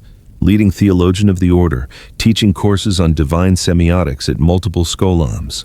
Brother Breck, he broke my wrist to teach me humility. He poisoned me with my own poison to show me consequences of testing divinity. Each injury was not punishment but education. I'm grateful for the pain. It opened my eyes to truth. I wear my crooked wrist as badge of honor, proof that I tested a saint and lived to learn from it. Status refused medical treatment for wrist, healed incorrectly, permanently crooked, shows it proudly to converts as sacred wound, has requested to be tested again, request denied by Holt, leads classes on divine discipline and holy correction. Current status report. Order of the 5 days has grown from 5 members to 847 in 6 months. Shrine pilgrimages. Average 200 visitors per site per day. Publications distributed 4.7 million copies across 47 systems. Inquisitors converted 52 and counting. Tech priests convinced 183, mostly through Zeta 7's mathematical proofs. Clergy endorsements, 247, pushing for official canonization. Guardsmen joining after deployment with King 3 200-plus civilian converts, estimated 2 million plus across multiple worlds. Ecclesiarchy review status, pending official sainthood, under consideration, evidence submitted. Holt's complete investigation records, Zeta 7's probability analysis, testimonies from 847 Order members, testimonies from 12 civilians, Day 5, tactical reports from Dolorum, Armageddon, and 7 other deployments, biometric data on King Engine phenomenon, arguments for canonization, 1. Empirically documented miracles, 6 major dozens, minor, 2. Former skeptics converted through evidence, 3. Tactical effectiveness unprecedented in modern Imperium, 4. Personal mercy and humility, Day 6. Encounter, 5. Growing cult of faithful indicates Emperor's approval, arguments against, 1. Lack of official church vetting, 2. Unclear origin, no records pre-appearance, 3. Unknown mechanism of abilities, 4. Potential xenos or warp corruption, though unlikely given effects. Expected decision, approval within 2 to 4 years. Fast-tracked due to wartime necessity. Meanwhile, King's perspective. King sat in his assigned quarters playing his handheld game. He'd finally beaten that dragon boss. Felt good. Tomorrow, deployment to some place called Octarius. Apparently, there were orcs and tyrannids there, fighting each other mostly, but he'd still have to stand in front of them and try not to die. He sighed. Saved his game, put the console down, checked his chronometer. 22:47. Should probably sleep. Big day tomorrow. Another day of being terrified while everyone around him thought he was brave. Another day of his panic disorder somehow saving the Imperium. He lay down, closed his eyes. Never knew that. 847 people worshipped him as living saint.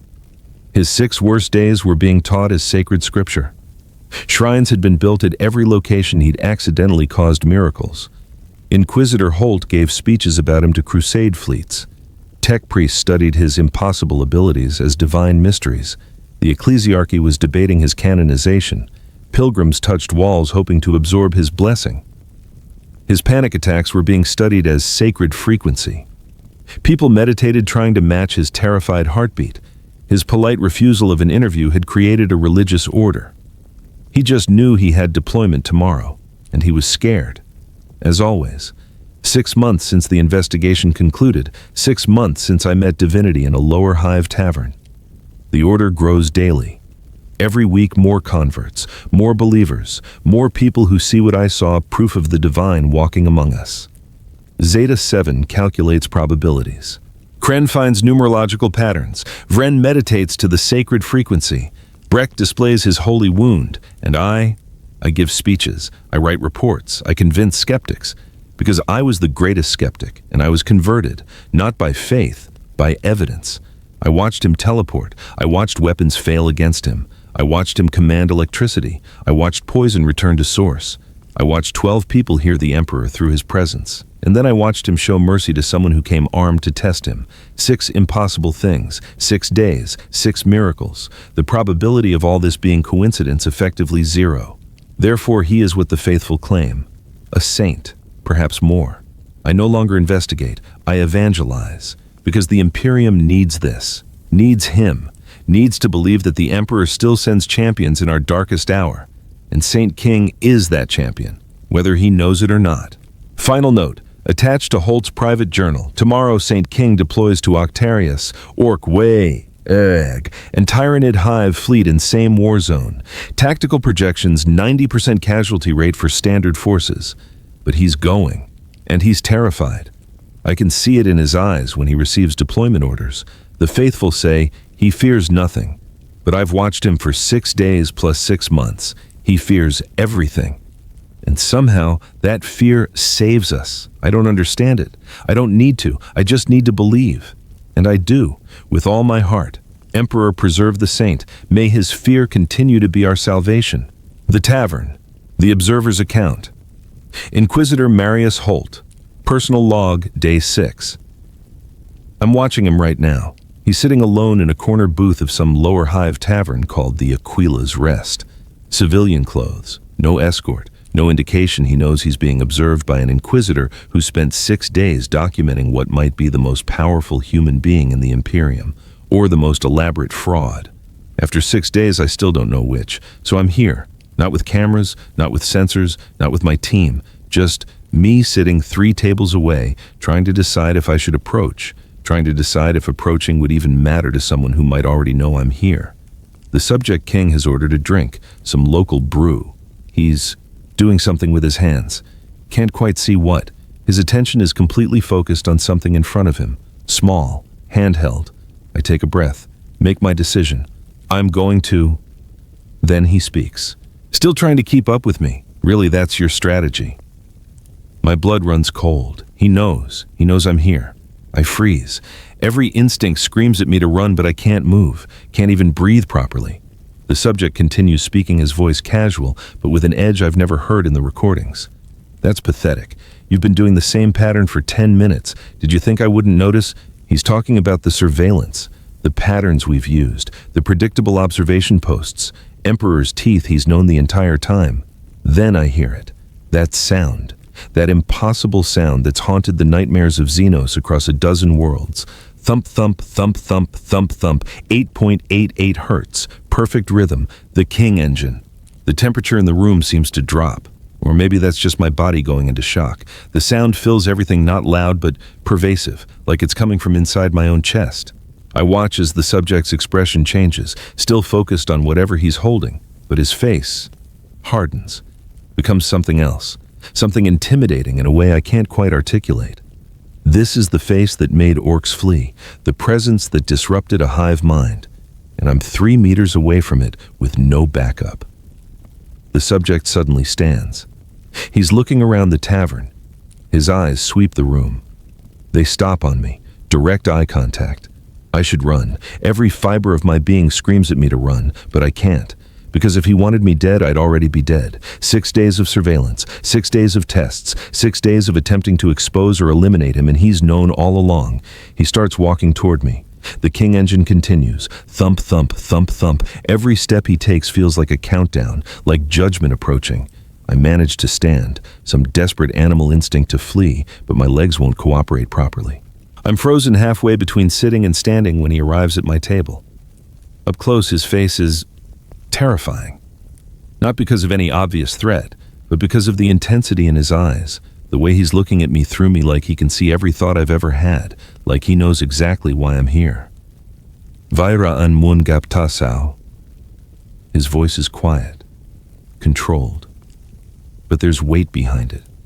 The weight of someone who knows more than you do, who's always known more than you do. So you want to meet me? My hand moves on instinct, reaching for the pistol concealed in my coat. Not to kill him. I know that's impossible now, but maybe to... I don't know what I'm doing. Panic has taken over. His hand moves faster than I can track, catches my wrist before the weapon clears my coat. The grip isn't painful. Doesn't need to be. It's simply immovable. The King engine continues its rhythm. His eyes hold mine. Let's pretend we never met today, shall we? I know your intention. Oh God. Oh Emperor. He knows. He knows everything. He knows I came to test him, to expose him, possibly to eliminate him if he proved to be a threat. And he's what offering mercy. But today I just want peace. Every day I have to deal with dozens of people like you, people like me, people who test him, people who try to expose him, people who come with weapons and doubt and... Vuaroy, tokunda chomo damngui onau imlang roy. I've already silenced a group of noisy people earlier, silenced. With that King engine, with that presence that makes orcs flee and Tyranids withdraw. He could do the same to me right now, could silence me permanently. No one would question it. I came here armed. I came here with intent to harm, perhaps. Instead, he's... Please understand. If you want, come meet me another day. I'll certainly give you my full attention then. He releases my wrist. The King engine stops.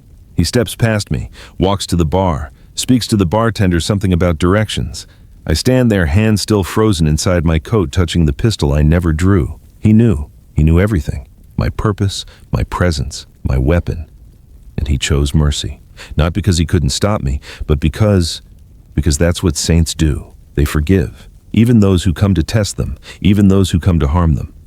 I pull my hand out of my coat, empty. Walk out of the tavern on unsteady legs. Behind me, the subject, "No, the saint," receives directions from the bartender and leaves through another exit. I make it 2 blocks before I have to stop and lean against a wall. My hands are shaking, not from fear, from revelation. What actually happened? King was having a decent evening for once. He'd found this quiet tavern, dark, not crowded, no one paying attention to him. Perfect. He'd ordered a drink, something local that tasted better than recaf, and pulled out his handheld console. Finally, some time to just play his game and decompress. He'd been stuck on the same boss for 3 days, some kind of dragon thing with a stupid attack pattern. But he was close. He could feel it.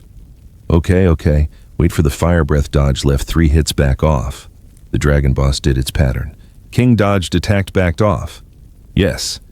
Come on, you scaly bastard. Let's see you try that again.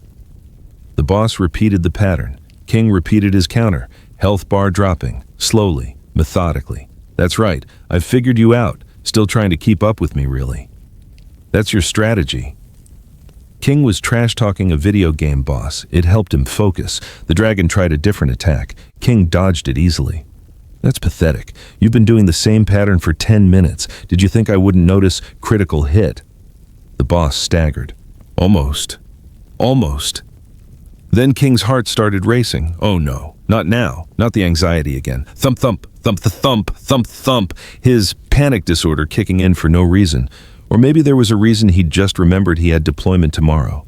Another battlefield. Another chance to die horribly. The fear crept up his spine. His hands started shaking slightly. He paused the game, took deep breaths, tried to calm down. Thump, thump, thump, thump. Okay, you're fine, you're safe, you're just in a tavern, nothing bad is happening. But the fear wouldn't stop, and suddenly he couldn't remember. Where was his quarters again? He'd taken so many turns getting here. He looked up, trying to orient himself. Where was the bartender? He needed to ask for directions back. He stood up, looking around the dim tavern. There. Bartender was at the far end of the bar. King started walking that direction. Someone else in the tavern suddenly stood up awkward halfway between sitting and standing, like they'd been startled by something. King approached. The person was blocking the direct path to the bar, just standing there. Frozen. Weird, but okay. He'd just go around. Wait. King looked at the person more carefully. Middle-aged, serious face, the kind of intense stare that King had learned to recognize in this nightmare universe. Oh no. Reporter, King muttered under his breath. A reporter. He'd dealt with so many of them lately. Every time he went anywhere, someone wanted an interview, wanted a statement, wanted him to bless something or say something inspiring. Today had been especially bad. He'd had to avoid an entire group of them earlier, had to duck into a side passage and let his panic attack do its thing. The King engine scared them off, thank God. And now here was another one, in his quiet tavern, on his one evening off. The person's hand moved toward their coat, probably going for a recording device or a camera. King had dealt with this before. He reached out gently, caught the person's wrist. Hey, no recording, please. Not tonight. He tried to smile, tried to be polite, even though his heart was still racing from anxiety. So you want to meet me too? Just like all the other reporters, always wanting meetings, interviews, statements. King sighed. Look, I get it, but... Hey, kan you hum nachun ta chut and gaptuk chu? Can we pretend we didn't meet today? I know what you want. An interview. But today I just want peace and quiet. Every day I have to deal with dozens of people like you. Reporters. So many reporters. I already sent away a noisy group earlier. The reporters he'd avoided with King Engine this morning. Mong an hay hiu cho. Nu mun hay toy gap dava mut ngay khak. Chak chan ta se doy dap an het min. Please understand. If you want an interview, come another day. I'll definitely give you proper time then. King released the person's wrist. They seemed frozen. Shocked maybe? Hopefully they understood. He really just wanted one quiet evening. King walked past them to the bar. Excuse me, he said to the bartender. I'm trying to get back to residential block 47. Which direction? The bartender pointed. Gave quick directions. Thanks. King paid for his drink, left a small tip, and headed out. Behind him, the reporter person just stood there, probably disappointed about the declined interview. King felt a little bad about that, but he'd meant what he said. Another day he'd do a proper interview. Just not tonight. Tonight, he wanted to go home, continue his game, and maybe get more than 4 hours of sleep before tomorrow's deployment. He walked back to his quarters, following the bartender's directions. Never knew that. That reporter was an inquisitor. Said inquisitor had been investigating him for 6 days. Said inquisitor had just tried to draw a weapon, not a recording device. His polite refusal of an interview had been interpreted as divine mercy. His panic attack. King Engine had terrified a man who interrogates heretics for a living.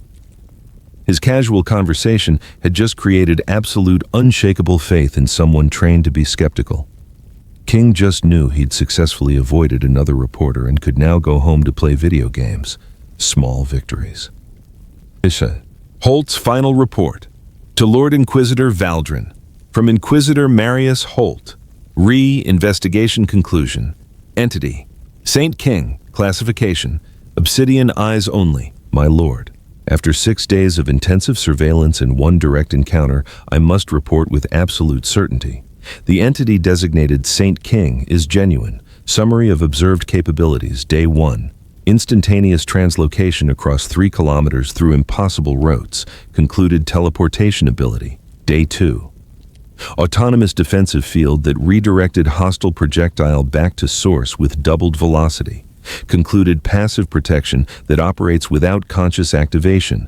Day 3. Generation of electromagnetic pulse affecting 2-kilometer radius. Concluded control over electrical systems and energy. Day 4. Toxin immunity with retributive effect causing poison to affect source. Concluded reality warping defensive capability. Day 5. Creation of psychic null field enabling 12 civilians to experience direct communion with the Emperor. Concluded ability to manipulate warp space itself. Day 6 demonstrated omniscience and divine mercy. The 6th day. Direct encounter. I attempted covert observation. The subject immediately detected my presence and surveillance intent despite all countermeasures. He confronted me directly, activated the King Engine phenomenon 8.88 Hz heartbeat that I could feel in my chest from 3 meters away.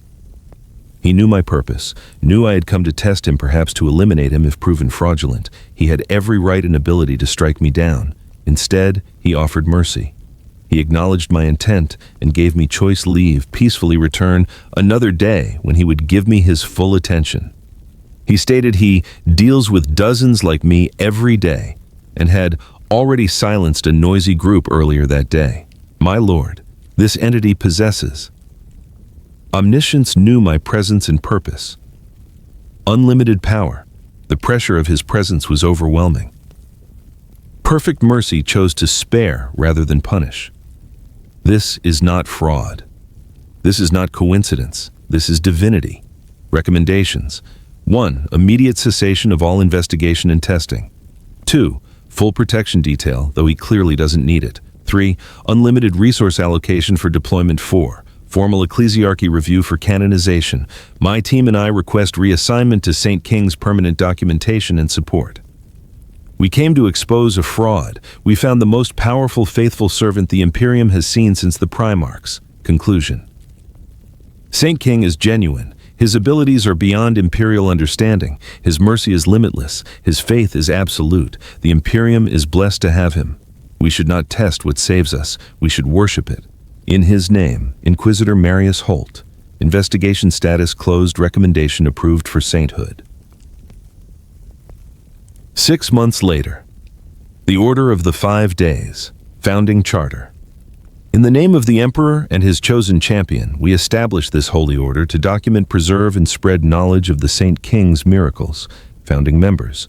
Grand Master Marius Holt, Witness of the 6th Day, Keeper of Data Zeta 7, Calculator of Probabilities, Brother Vren, Witness of the Vanishing, Sister Kren, Chronicler of Miracles, Brother Breck, Bearer of Sacred Wounds. Primary mission: to document and evangelize the proven divinity of Saint King through empirical evidence and personal testimony. Sacred sites established the Alley of Vanishing Day 1 here. Saint King demonstrated mastery over physical space itself. Witnesses observed his impossible translocation across 3 kilometers. The very walls remember his passage through dimensions unknown. Relics preserved. Dust from alley floor bottled in 500 vials distributed to faithful. Fragments of warning markers mounted in shrine. Air samples from both locations sealed containers.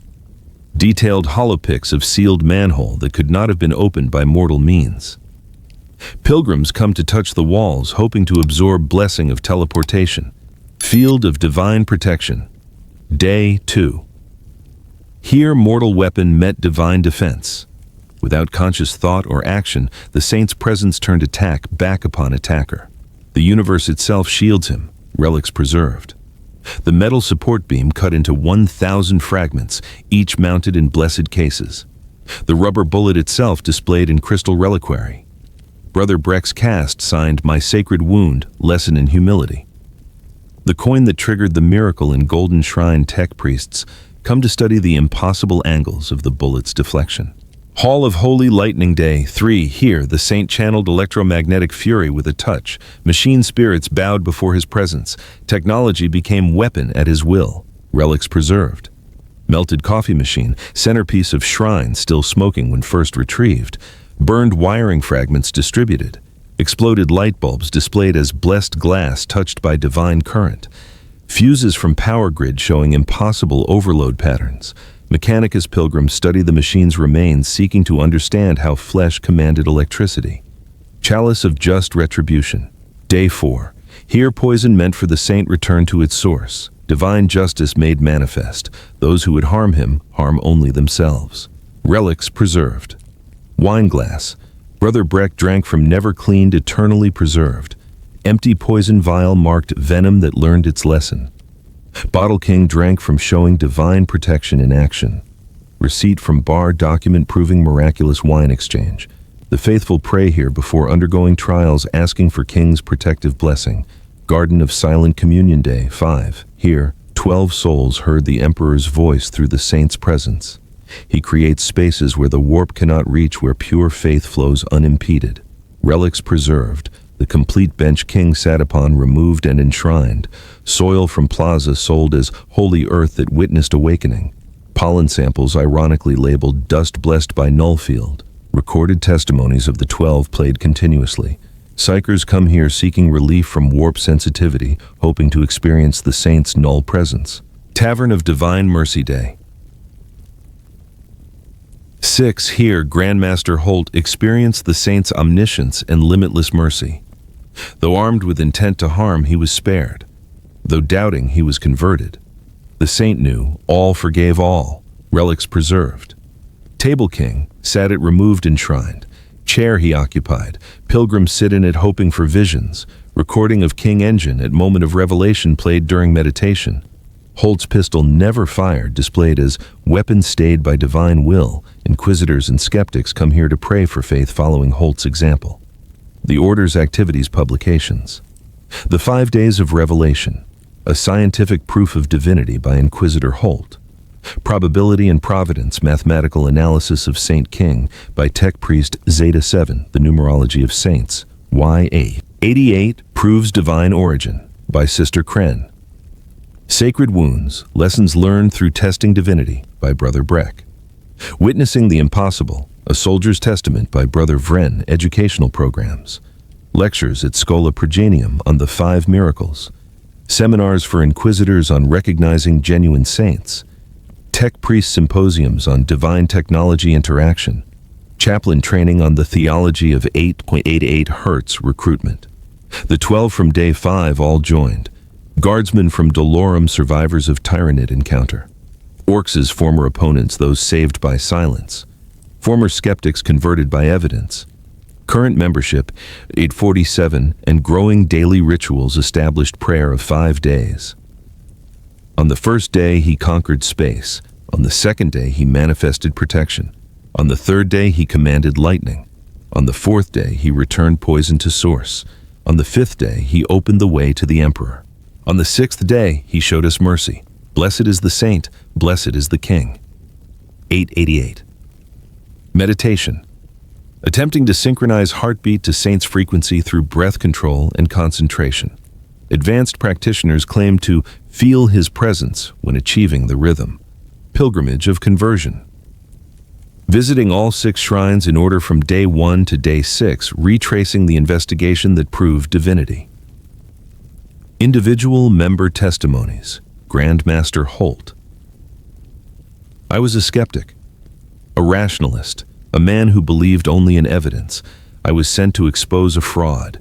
Instead, I found God walking among us. The saint looked into my soul, knew my intent to harm him, and showed mercy. That moment changed me forever. I am now certain divinity exists and we have witnessed it. Status gives speeches across Imperium. Most credible voice for canonization, former skeptic turned believer. Never sleeps without playing King Engine recording. Has personally converted 40+ other inquisitors through data presentation. Keeper of data Zeta 7.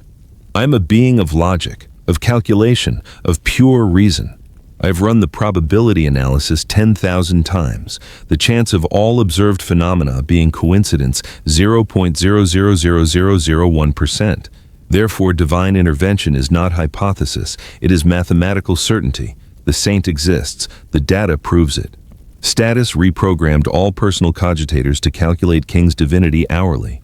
Result always probability absolute. Treats calculation as prayer, has converted 73 tech priests through mathematical proofs, requested assignment as King's personal tech priest pending approval.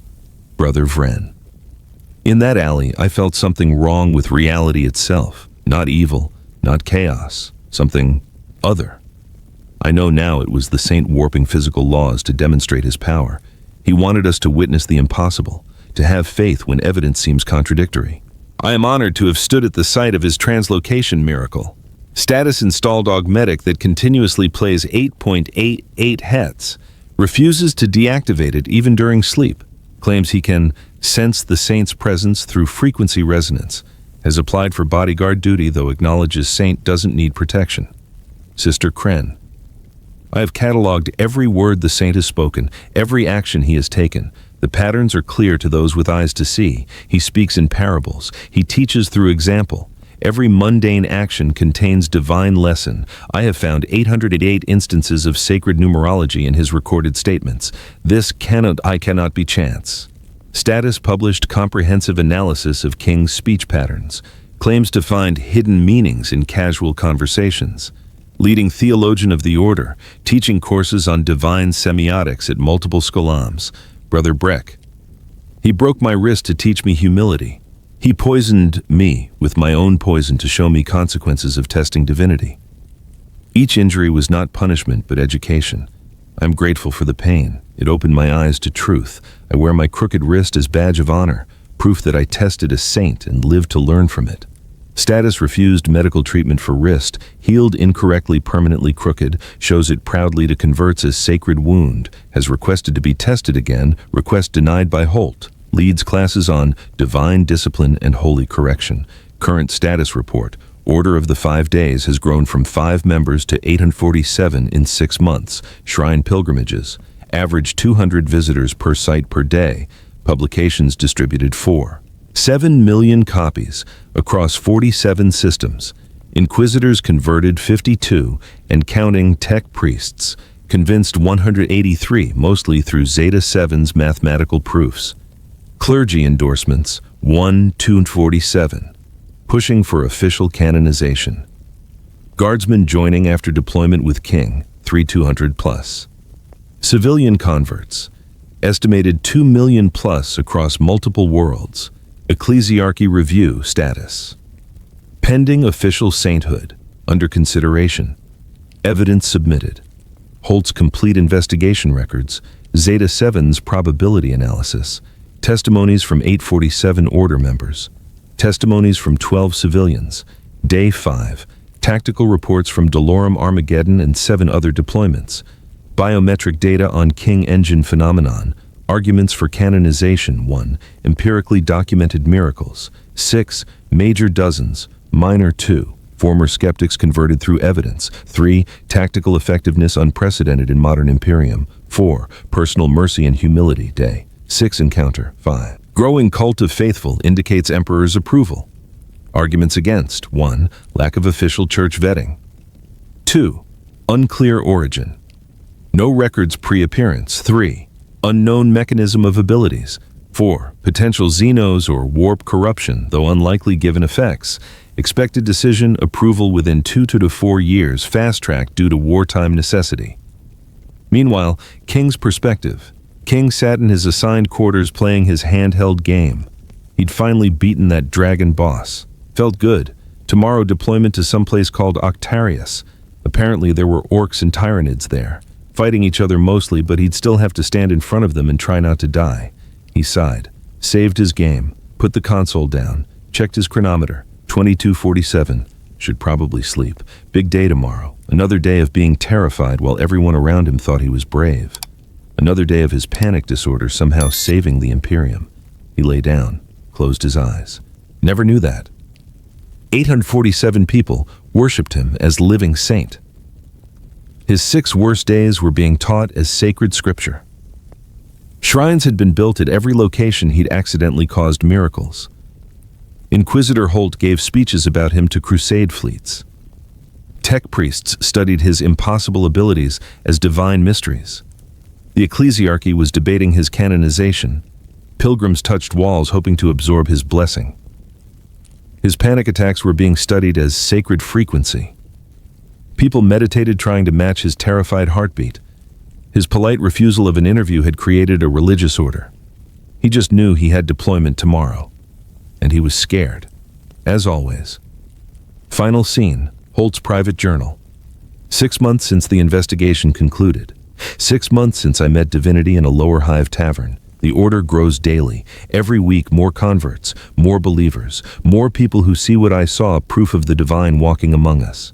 Zeta 7 calculates probabilities. Kren finds numerological patterns. Vren meditates to the sacred frequency. Breck displays his holy wound. And I give speeches. I write reports. I convince skeptics. Because I was the greatest skeptic. And I was converted. Not by faith, by evidence. I watched him teleport. I watched weapons fail against him. I watched him command electricity. I watched poison return to source. I watched 12 people hear the Emperor through his presence. And then I watched him show mercy to someone who came armed to test him. 6 impossible things, 6 days, 6 miracles. The probability of all this being coincidence effectively 0. Therefore, he is what the faithful claim. A saint, perhaps more. I no longer investigate. I evangelize, because the Imperium needs this, needs him, needs to believe that the Emperor still sends champions in our darkest hour. And Saint King is that champion, whether he knows it or not. Final note, attached to Holt's private journal, tomorrow, Saint King deploys to Octarius, Orkwa Agi Aake, and Tyranid Hive Fleet in same war zone. Tactical projections 90% casualty rate for standard forces. But he's going, and he's terrified. I can see it in his eyes when he receives deployment orders. The faithful say he fears nothing. But I've watched him for 6 days plus 6 months. He fears everything, and somehow that fear saves us. I don't understand it. I don't need to. I just need to believe. And I do, with all my heart. Emperor, preserve the saint. May his fear continue to be our salvation. 6 hours before the Patriarch confrontation in the fortress monastery of the Still Fist, a successor chapter of the Imperial Fists who served as custodians of Vigilus's southern hive bastions, King hadn't slept. He sat on the edge of his military cot staring at his hands. They were shaking. They'd been shaking for the past 6 hours, ever since the Vox message had crackled through his quarters at 0300 hours. Saint King, you are summoned. Lord Commander Gilliman wishes to speak with you before tomorrow's deployment. Transportation arrives at 0600. Ave Imperator. The Emperor protects. The Emperor protects. King wanted to laugh, but the sound came out as more of a whimper. The Emperor protects everyone except me, he whispered to the empty room. Ba-dum, ba-dum. His heart was already starting, the King engine revving up like a machine anticipating catastrophic failure, which King reflected miserably was exactly what his body did whenever he was stressed, which meant his heart was always pounding, which meant everyone thought he was always ready to fight. I'm going to meet a Primarch, an actual literal demigod, and he's going to ask me questions, and I'm going to have to answer them. And then he's going to know I'm a fraud. The thought made his chest tighten. His vision started to narrow. No, No, no, no, not now. Don't panic now. You have to get dressed. You have to be ready. You have to... Someone knocked on his door. King's heart rate spiked so violently that the entire building shuddered. Dum. Outside, he heard startled voices, hurried footsteps, the unmistakable sound of armored boots, Space Marines probably moving into defensive positions. Great. Perfect. I'm having a panic attack and they think it's a divine manifestation. My lord, a voice called through the door. Young, nervous, probably a serf. The transport has arrived. We are ready when you are. King forced himself to stand. His legs felt like jelly. His hands were still shaking. Give me a minute, he managed, and his voice came out higher than intended. Outside, he heard whispered prayers. He prepares himself. The saint centers his power. Blessed be his holy meditation. King looked down at the civilian clothes he'd worn to the tavern. Jacket, plain trousers, nothing holy, nothing impressive, just normal. Should I change? Should I try to look more saint-like? But he didn't have saint clothes. He had soldier fatigues that didn't fit right, and a formal uniform that made him look like he was playing dress-up. And besides, every time he tried to look impressive, he just looked more terrified. Screw it. If I'm going to die today, I'm dying comfortable. He pulled on the jacket, checked his pockets empty except for a crumpled ration wrapper, and walked to the door. When he opened it, 3 Space Marines of the Still Fist chapter stood at attention, their armor gleaming in the corridor's harsh lumens. Behind them, a serf held a data slate, his hands trembling almost as badly as King's. My lord, the lead Marine said, dropping to one knee, we have been honored to escort you to the Lord Commander. King stared at the kneeling giant, easily 9 feet tall in full power armor, and felt the universe's sick sense of humor pressing down on him like a physical weight. You don't have to kneel, he said weakly. It is our privilege, my lord. Badum, badum, badum. The corridor lights flickered. Somewhere in the distance, a plasma conduit made a concerning humming sound. Please stand up, King whispered. I can't do this if you're kneeling. The Marine rose slowly, reverently, as if sudden movement might offend, and gestured down the corridor. The Thunderhawk awaits my lord. Lord Commander Gilliman is aboard his flagship, the Macrage's Honor. The journey will take approximately 2 hours. 2 hours. 2 hours of sitting in a military transport, probably with more Space Marines staring at me, probably asking questions, probably expecting me to say something inspiring. King's mouth was dry. Do I have to give a speech or anything? The Marine looked confused. My lord, on the transport, do I have to talk to people? The confusion deepened. Then slowly understanding seemed to dawn wrong. Understanding, but understanding nonetheless. The saint wishes for silence, the Marine said, his voice full of awe. To meditate before meeting the Lord Commander, of course. We shall ensure you are not disturbed. That's not what I... But King was already nodding because silence was better than conversation, and meditation sounded a lot better than I'm too scared to form coherent sentences. Yes, he managed. Meditation, that's what I need. The interior of the Thunderhawk was exactly as uncomfortable as King had feared. He sat in a restraint harness designed for Space Marines, which meant it was comically oversized for his normal human frame. His feet didn't quite touch the floor. The harness dug into his shoulders at weird angles. And directly across from him, 3 Space Marines of the Still Fist sat in perfect, unnaturally still attention. They weren't staring at him, but they weren't not staring at him either.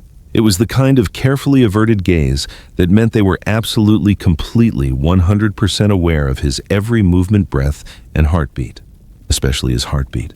Bottom, bottom, bottom. The King engine filled the transport's interior like a second set of engines.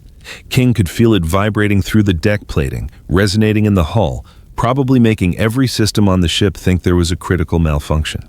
Don't think about it. Don't think about how everyone can hear your fear.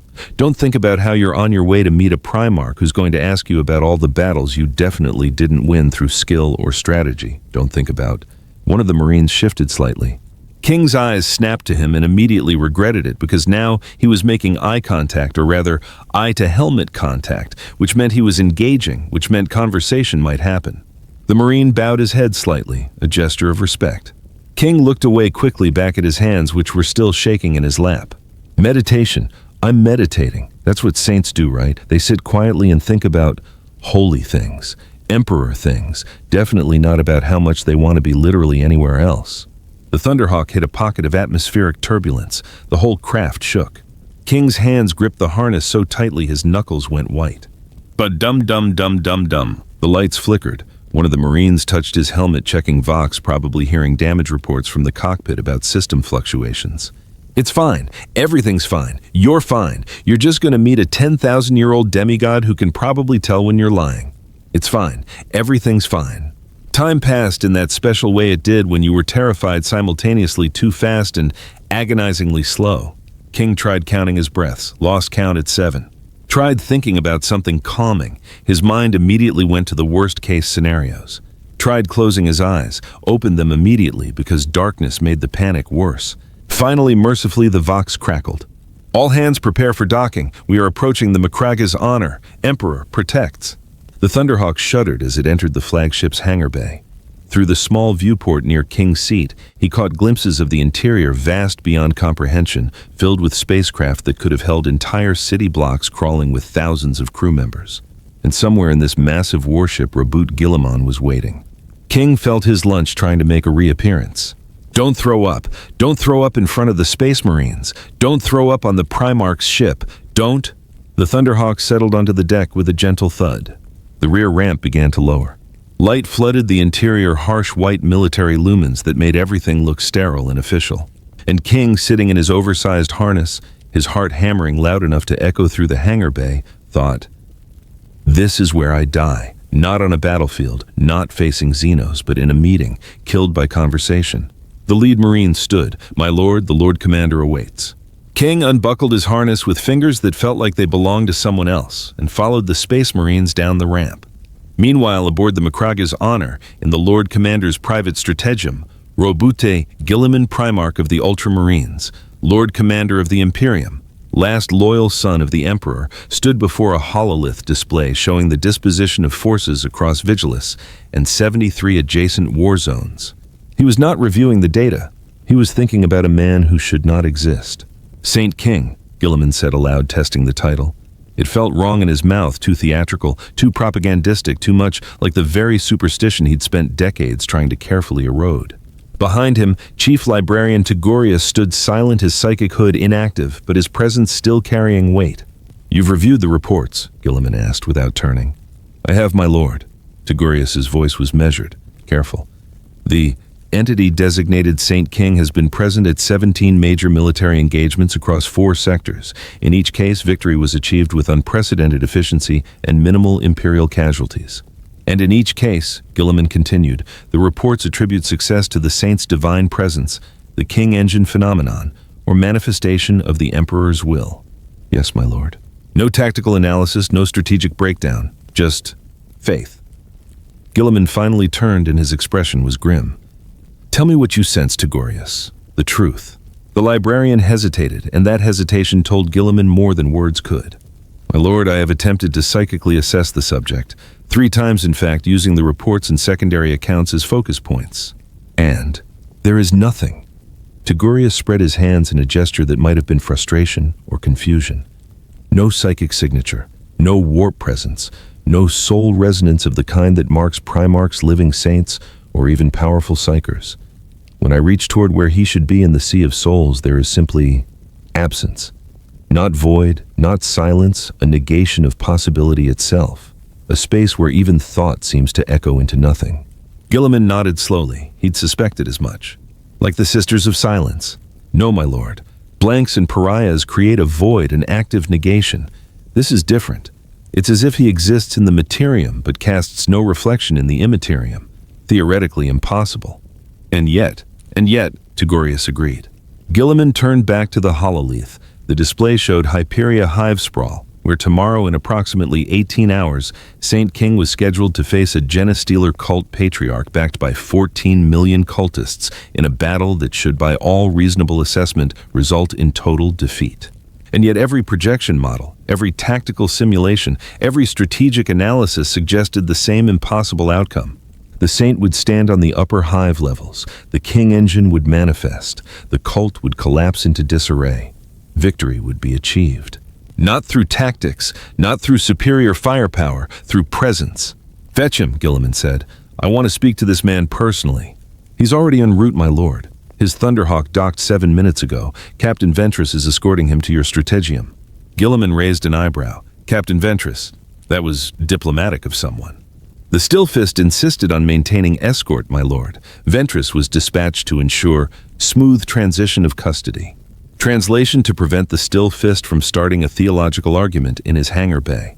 Gilliman sighed. How long? They approached now. Right on cue, the strategium doors chimed.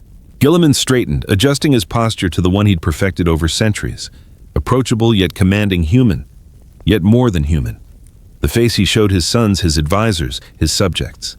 Enter. The doors opened. Captain Uriel Ventress entered first parade. Perfect in his Ultramarine's blue helmet, maglock to his belt, expression carefully neutral.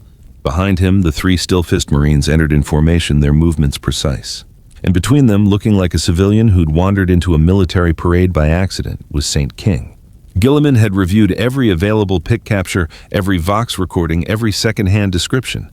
He'd thought he was prepared. He was not prepared. The man standing before him was ordinary. Not powerfully built like an Astartes, not radiating authority like a chapter master, not carrying himself with the bearing of a warrior saint. He was tall, taller than average for a baseline human, but lean in a way that suggested he'd never seen combat. His blonde hair was slightly disheveled, his civilian clothes were wrinkled, his hands were shaking visibly.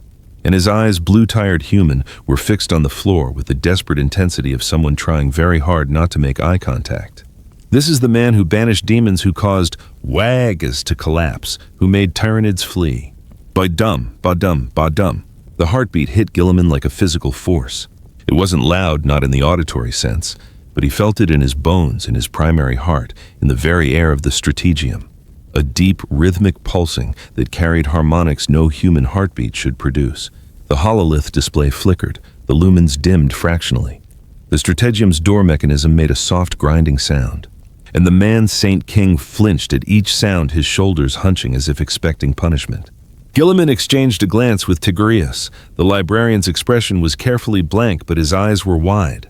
"Leave us," Gilliman said quietly. The Stillfist. Marines looked stricken. Captain Ventress nodded and gestured for them to follow. Within seconds, the strategium was empty save for three souls.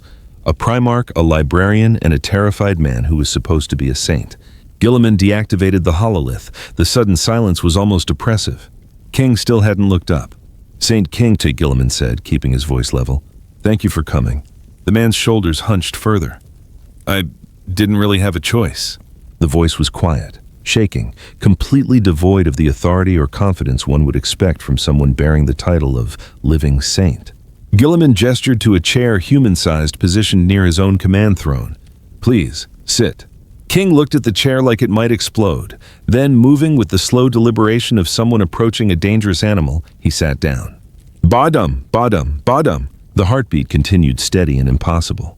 Gilliman sat as well, deliberately lowering himself to reduce the height differential. Even seated, he towered over the man. But it was better than looming. "Do you know why I asked to see you?" Gilliman asked. King shook his head, still not making eye contact.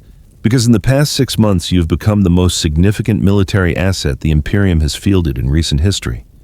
Your presence has turned the tide of battles that should have been unwinnable. You've saved billions of lives." King's hands clenched in his lap. His breathing was getting faster. "And yet," Gilliman continued, watching carefully, "when I read the reports I find inconsistencies, gaps. Every account speaks of your power, your divine presence, your holy mission. But no one has actually asked you about your methods, your strategies, your training." The heartbeat was getting louder.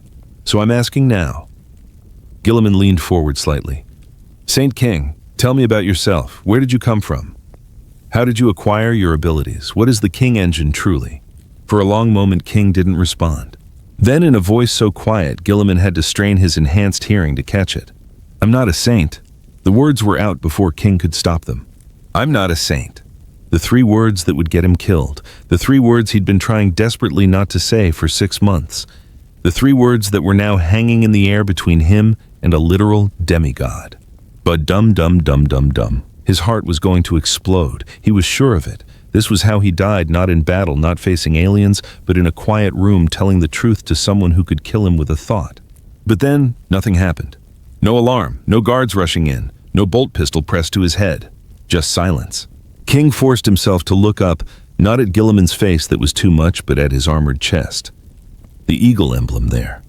Focus on that. Don't think about the fact that you just confessed to the leader of the entire Imperium that you're a fraud. Explain, Gilliman said.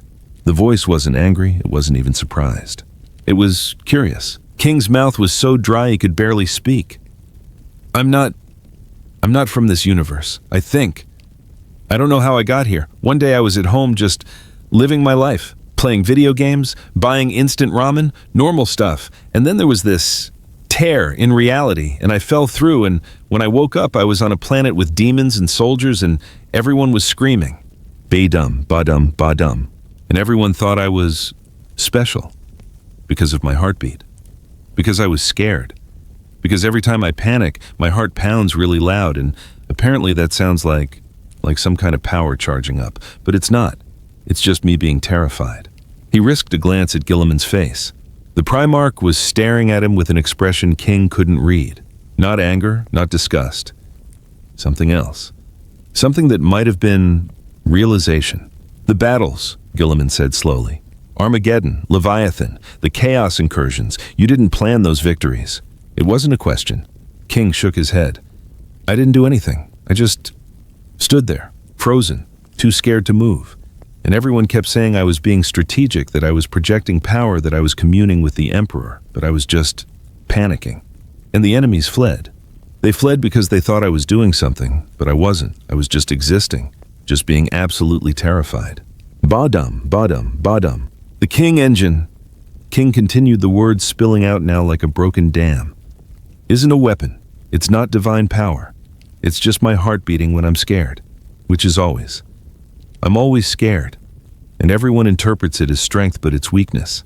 I'm the weakest person here. I can't fight, I can't shoot, I can barely walk upstairs without getting winded. He looked down at his shaking hands. I've been trying to tell people, but every time I try, they think I'm being humble. We're testing them. We're demonstrating some kind of holy lesson. Nobody believes me when I say I'm not special. Another glance at Gilliman. The Primarch hadn't moved, hadn't spoken. Tomorrow I'm supposed to face 14 million cultists, King whispered. And everyone thinks I'm going to win, but I'm not going to do anything. I'm just going to stand there and be scared. And maybe it'll work again, or maybe this time they'll realize I'm fake and just kill me. Either way, I can't keep doing this. I can't keep pretending to be something I'm not. Ba-dum, ba-dum, ba-dum. So that's the truth. I'm not a saint. I'm not a weapon. I'm just a guy who got pulled into a universe that needed me to be something else, and I've been lying accidentally ever since. King finally looked up, meeting Gilliman's eyes fully for the first time. Reboot Gilliman, who had lived for over 10,000 years, who had seen the Imperium rise and fall and struggle to survive, who had negotiated with Xenos, battled demons, and reformed the very structure of humanity's governance, found himself in a situation he had not anticipated. He believed him, every word. The man sitting across from him, this ordinary, terrified human, was telling the truth with such raw, desperate honesty that even without Tagorius's psychic assessment, Gilliman would have known, and the implications were staggering. The Emperor's greatest weapon is an accident. We've built an entire mythology around a panic attack. Billions of lives saved by cosmic misunderstanding. Gilliman was silent for a long moment, processing. Behind him, Tagorius had gone very still, the kind of stillness that meant the librarian was having his own crisis of faith. King sat slumped in his chair, looking like a condemned man awaiting execution. His heartbeat continued that impossible rhythm that had been interpreted as divine power when it was simply biological fear response. What do I do with this? The pragmatic part of Gilliman, the part that had rebuilt the Imperium through brutal necessity, immediately calculated. The saint is effective, demonstrably so. 17 victories, billions saved. His effectiveness requires belief. If the truth becomes known, the effect may cease. The Imperium is held together by faith, faith in the Emperor, faith in saints, faith in miracles. This man's existence challenges none of that because no one knows the truth. The human part of Gilliman, the part that still remembered what it was like to be a son, a brother, a man before becoming a demigod, saw something else. A victim. Someone pulled from their life into a nightmare, forced to play a role they never wanted, terrified every moment of every day. Someone who just wanted to go home. Father would know what to do. Father always knew. But the Emperor was entombed, silent, and Gilliman had to make this choice alone. King, he said finally. The man flinched at the sound of his name. Look at me. Slowly, reluctantly, King looked up. I believe you, Gilliman said. The words hung in the air like a death sentence. King's expression crumbled. What? I believe every word you've said. You're not a saint. You're not a weapon. You're a human being caught in circumstances beyond your control. Gilliman leaned back in his throne, and that makes what I'm about to tell you significantly more difficult.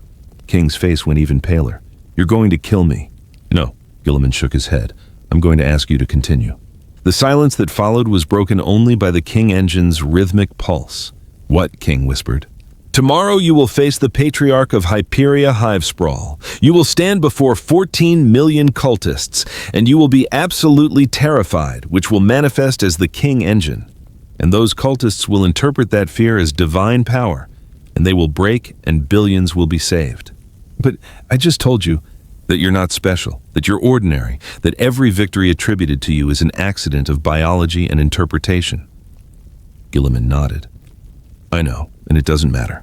King stared at him with an expression of complete incomprehension.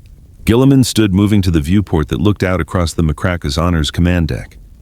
Thousands of crew members, each one believing they served a greater purpose. The Imperium is dying, he said quietly. It has been dying for 10,000 years. We lose worlds every day. We fight enemies on every front. Our technology degrades. Our people suffer. And the only thing that holds us together is faith. He turned back to King. Not truth, not logic, not military might or strategic superiority. Faith. The belief that the Emperor watches over us, that saints walk among us, that miracles are possible. Reason builds empires, but faith keeps corpses marching. But it's a lie, King protested. I'm a lie. Are you? Gilliman asked. You've saved billions. That's not a lie. Those people are alive because you were there. Yes, the mechanism is different from what they believe. Yes, the mythology is built on misunderstanding, but the effect, the outcome is real. Badum, badum, badum. I've spent decades trying to reform the Imperium, Gilliman continued, trying to bring logic and reason back to our governance, trying to reduce superstition and dogma. And do you know what I've learned? King shook his head mutely. That sometimes superstition is more powerful than truth, that faith, even when misplaced, can achieve what reason cannot, that a lie everyone believes is more useful than a truth no one accepts. He moved back to his throne, sitting down to bring himself closer to King's eye level. You are a weapon, King. Not because you have power, but because people believe you do. And in this universe, belief shapes reality. The warp responds to emotion, to faith, to collective consciousness. 14 million cultists linked through the Patriarch's psychic network will feel your heartbeat and interpret it as the Emperor's wrath. And in that interpretation, they will be defeated. I don't want to be a weapon, King whispered. I know. Gilliman's voice was surprisingly gentle. And if I could send you home back to your video games and instant ramen and ordinary life, I would, but I can't. No one in the Imperium has the technology to cross realities. You're trapped here. The words hit King like physical blows. Gilliman could see the hope, the desperate, fragile hope that maybe there was a way home dying in his eyes. So I'm just supposed to keep doing this? Keep pretending? Keep being terrified for the rest of my life? Yes, Gilliman didn't soften it. Because the alternative is to reveal the truth, which would destroy the faith of billions, destabilize the war effort, and likely result in your execution as a heretic. The Inquisition would not be as understanding as I am. I'm trapped, King said hollowly. You're necessary, Gilliman corrected. There's a difference. Is there? The question hung in the air, and Gilliman found he didn't have a good answer. This is the Imperium, he said finally. We are all trapped in roles we didn't choose, fighting wars. We didn't start serving purposes that were decided for us 10,000 years ago. I returned to find my father's dream turned into a nightmare of bureaucracy and superstition. I can't fix it. I can only try to guide it towards something slightly less terrible. He looked directly at King. You think you're the only one wearing a mask. I'm supposed to be a demigod, a perfect being, the Emperor's finest work, but I'm just a man who is made larger and given a longer lifespan. I get tired. I feel despair. I question everything. But you're actually strong, King protested. You can actually fight. And you can actually save billions by standing still. Gilliman's expression was grim. Is that better or worse? I don't know. But it's what we have. King felt something breaking inside him. Not his spirit that had broken months ago. Not his hope that had died the moment Gilliman said there was no way home. Something else. Something that might have been his sense of self, or his understanding of the universe, or just his ability to keep pretending that someday this nightmare would end. "I can't do this forever," he said. His voice sounded distant, like it belonged to someone else. "I know. Tomorrow I'm going to stand in front of millions of people and be absolutely terrified, and they're going to call it courage. Yes. And I'm going to want to run, and they'll call it strategic positioning. Probably. And my heart is going to pound so hard I think I'm dying, and they'll call it the Emperor's blessing. Almost certainly." King laughed. It came out wrong, too high, too sharp a sound that was trying to be amusement, but landed somewhere near hysteria. "This is hell," he said. "I'm in hell." "No." Gilliman's voice was surprisingly soft. "You're in the Imperium, which is close but not quite the same. Despite everything, despite the despair and the fear and the complete annihilation of his last hope, King almost smiled. "How do you do it?" he asked. "How do you keep going when you know it's all this?" Gilliman was quiet for a long moment. Then, "Because the alternative is worse. Because people are counting on me. Because every day I delay catastrophe is one more day that billions of humans get to live their lives, however brief and difficult those lives might be." He leaned forward. "And because sometimes, rarely, I see something that gives me hope. A soldier who shows compassion when doctrine demands cruelty. A world that chooses diplomacy over war. A man who tells the truth even when lying would be safer." King looked up, surprised. "You could have kept lying," Gilliman said. "You could have played the role, accepted the worship, reveled in the power that comes from being a living saint. But you didn't. You told me the truth. Why?" King thought about it. "Because I was tired. Because I couldn't keep pretending. Because even if I die for it, at least someone would know the truth." "There," Gilliman said quietly. "That's why I think you might actually be worthy of the title saint, regardless of the circumstances. Not because you have power, but because you have integrity." The King engine pulsed through the strategium, and King realized something. It was slightly slower than before. Not much, but enough that he noticed. "What happens after tomorrow?" he asked. "Assuming I survive." "You continue," Gilliman said, "but not alone. I'll assign you an advisor, someone who understands the political realities, but won't force you to be something you're not. You'll have support, resources, and most importantly, you'll have the truth that you're doing enough just by existing. No one expects you to be anything more than you are. Everyone expects me to be a saint. I don't." Gilliman's eyes were steady. "I expect you to be a man who's trying his best in impossible circumstances, which in this universe is actually quite rare." King felt something loosening in his chest. Not hope was still dead, but maybe acceptance, or at least resignation. "I'm still terrified," he said. "Good," Gilliman replied. "That's what makes you effective." "That's insane." "That's the Imperium." Despite himself, King laughed again, and this time it sounded almost real. As King left the strategium escorted by Captain Ventress and looking only marginally less terrified than when he'd arrived, Gilliman turned to Tugurius. The chief librarian had remained silent throughout the entire conversation. Now, he spoke, his voice carefully neutral. "My lord, that was unprecedented." "Which part?" "All of it." Tugurius moved closer. "You just confirmed that the saint is not divinely inspired, that his power is purely psychological, that everything the Imperium believes about him is built on misunderstanding." "Yes, and you're going to let it continue." "Yes." "Why?" Gilliman gestured to the viewport where the Macrach's honor hung in orbit above Vigilus. Below, on that battered world, billions of humans went about their lives, most of them never knowing how close they'd come to annihilation. "Because truth is a luxury we can't afford," he said quietly. "Because faith, even false faith, is the only weapon we have against the darkness. Because that man, terrified and ordinary as he is, saves lives through nothing more than accidental intimidation." "It feels like a betrayal," Tugurius said, "of everything we claim to stand for." "It is." Gilliman's voice was heavy. "But consider the alternative we expose him. The truth spreads. Suddenly every victory attributed to him is called into question. Every soldier who took courage from his presence loses that courage. Every world that held firm because they believed the saint would come, they lose that belief." He turned to face the librarian fully.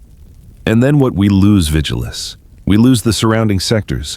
The chaos forces, the orcs, the Tyranids, they all gain ground.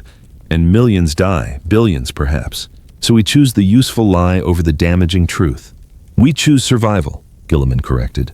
"We choose to protect humanity by any means necessary, even if those means involve perpetuating a myth about a terrified man with a loud heartbeat." Tugurius was silent for a long moment, Then the Emperor would understand. Would he? Gilliman's smile was bitter. I'm not sure anymore. The man who became the Emperor, the scientist, the visionary, the rationalist who tried to build a secular imperium free from superstition, would be appalled by what we've become. But the Emperor on the golden throne, sustained by the faith of quadrillions powered by belief and sacrifice, perhaps he knows that sometimes truth is the enemy of survival. He moved back to his throne, suddenly feeling the weight of his 10,000 years. Tomorrow, King will face the Patriarch. He will be terrified. His heart will pound. The cultists will interpret it as divine wrath and break. Billions will be saved. And no one will ever know the truth, Tagorius finished. No, Gilliman agreed. No one except us. And we will carry that knowledge as we carry everything else in silence, because silence is what duty demands. That evening, back in his temporary quarters in Hyperia Hivesprawl, King sat on his cot staring at nothing. The conversation with Gilliman played over and over in his mind, each repetition making less and less sense. I told him the truth, and he believed me, and then he told me to keep lying. Badum, Badum.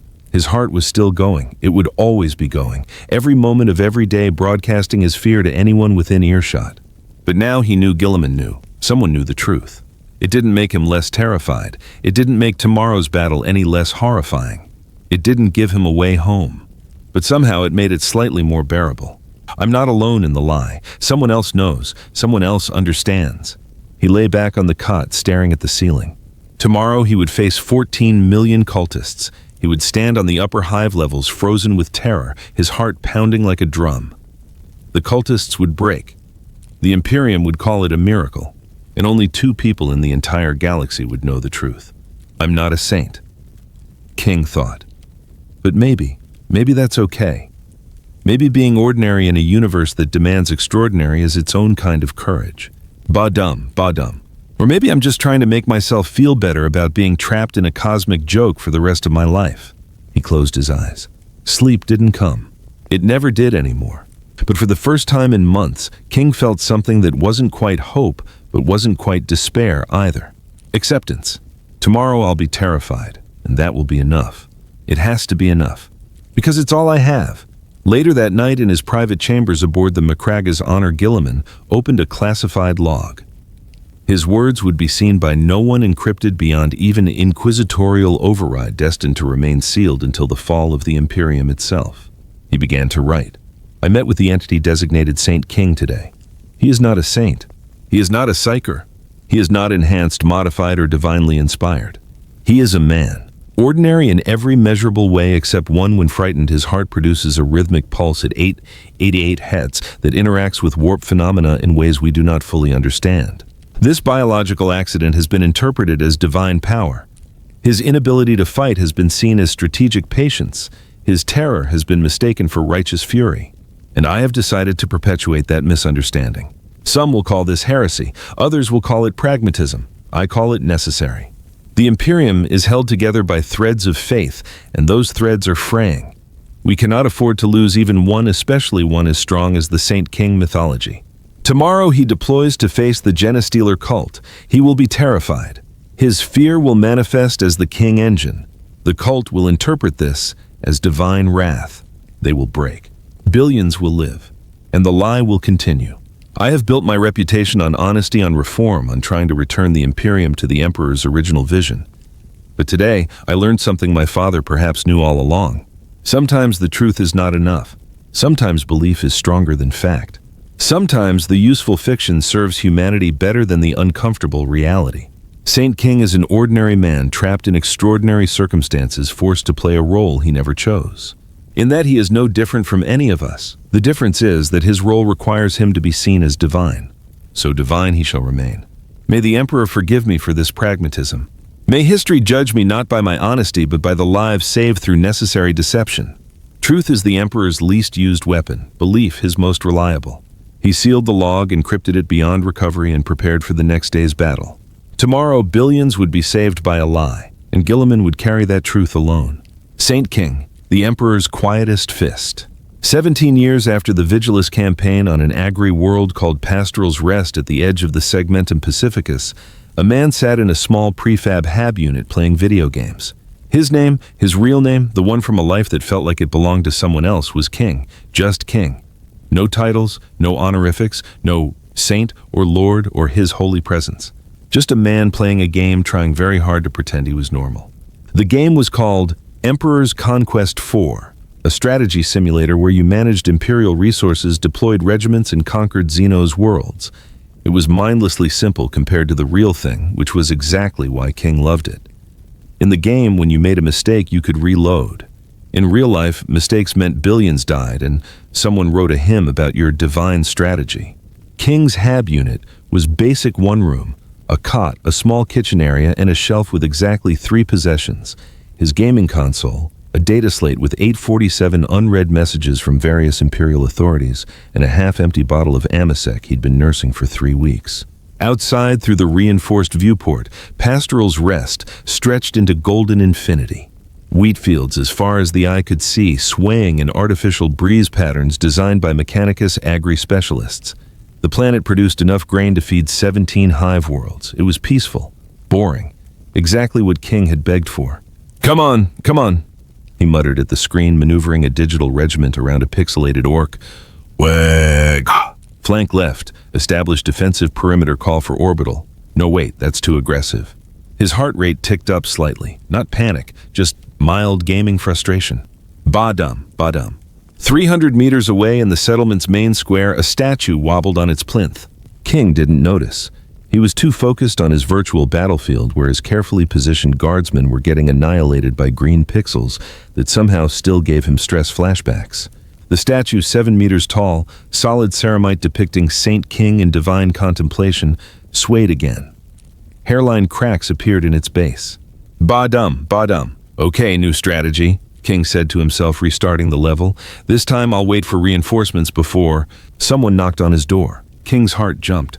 Ba-dum. The statue in the town square fell over, crashing into a fountain and sending water spraying across startled agri-workers. Several claimed they heard angelic choir music. The local priest declared it a miracle. King, oblivious, paused his game and approached the door with the enthusiasm of someone expecting a tax audit. Who is it? He called through the reinforced metal. Inquisitor Lyra Varn Ordo Hereticus. The voice was female, clipped professional. I need to speak with you, my lord.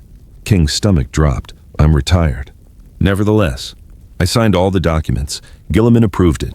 I did my 17 years. I'm done. My lord, I'm not here to revoke your retirement. I'm here to... There was a pause. To conduct a routine survey. King had learned over 17 years of accidental sainthood that when an inquisitor said routine survey, they meant something decidedly non-routine. But refusing them was worse than agreeing, so he opened the door. Inquisitor Varn was young for an inquisitor, maybe 40, which was practically adolescent by their standards. She wore functional power armor, an inquisitorial rosette on her chest, and an expression that suggested she'd rather be literally anywhere else. Behind her stood 2 space marines in the colors of the Still Fist chapter. They took one look at King's civilian clothes, disheveled hair, holding a game controller, and immediately dropped to one knee. They knelt harder. My lord, Varn said, stepping inside without invitation. I apologize for the interruption. I'm here to ask questions about the phenomenon. Which phenomenon? King asked, though he knew. There was only one phenomenon people asked about. The self-sustaining faith effect. Varn pulled out a data slate covered in graphs and psychic resonance charts. My lord, over the past 17 years, the Imperium has documented 8 347 incidents, where devotion to you has produced measurable warp phenomena, demons fleeing when your name is spoken, enemy morale collapsing when armies pray to your image, 3 separate instances of Adepta Sororitas claiming they heard your heartbeat during battle and it inspired them to victory. King sat down heavily on his cot. I'm on a farm, on the other side of the galaxy. I'm not doing anything. That's what makes it fascinating, my lord. Varn's eyes lit up with the fervor of someone who'd found an unsolved puzzle. You don't have to be present. The belief itself generates the effect. When billions of Imperial citizens have faith that you exist, that faith echoes in the warp and becomes real. Ba-dum. King's heart rate was rising. He hated this conversation. He'd had variations of it 17 times in the past 5 years. Outside in the wheat fields, wind patterns shifted abruptly. Agri-servitors recalibrated their harvesting patterns to account for what their sensors reported as localized gravitic distortion of unknown origin.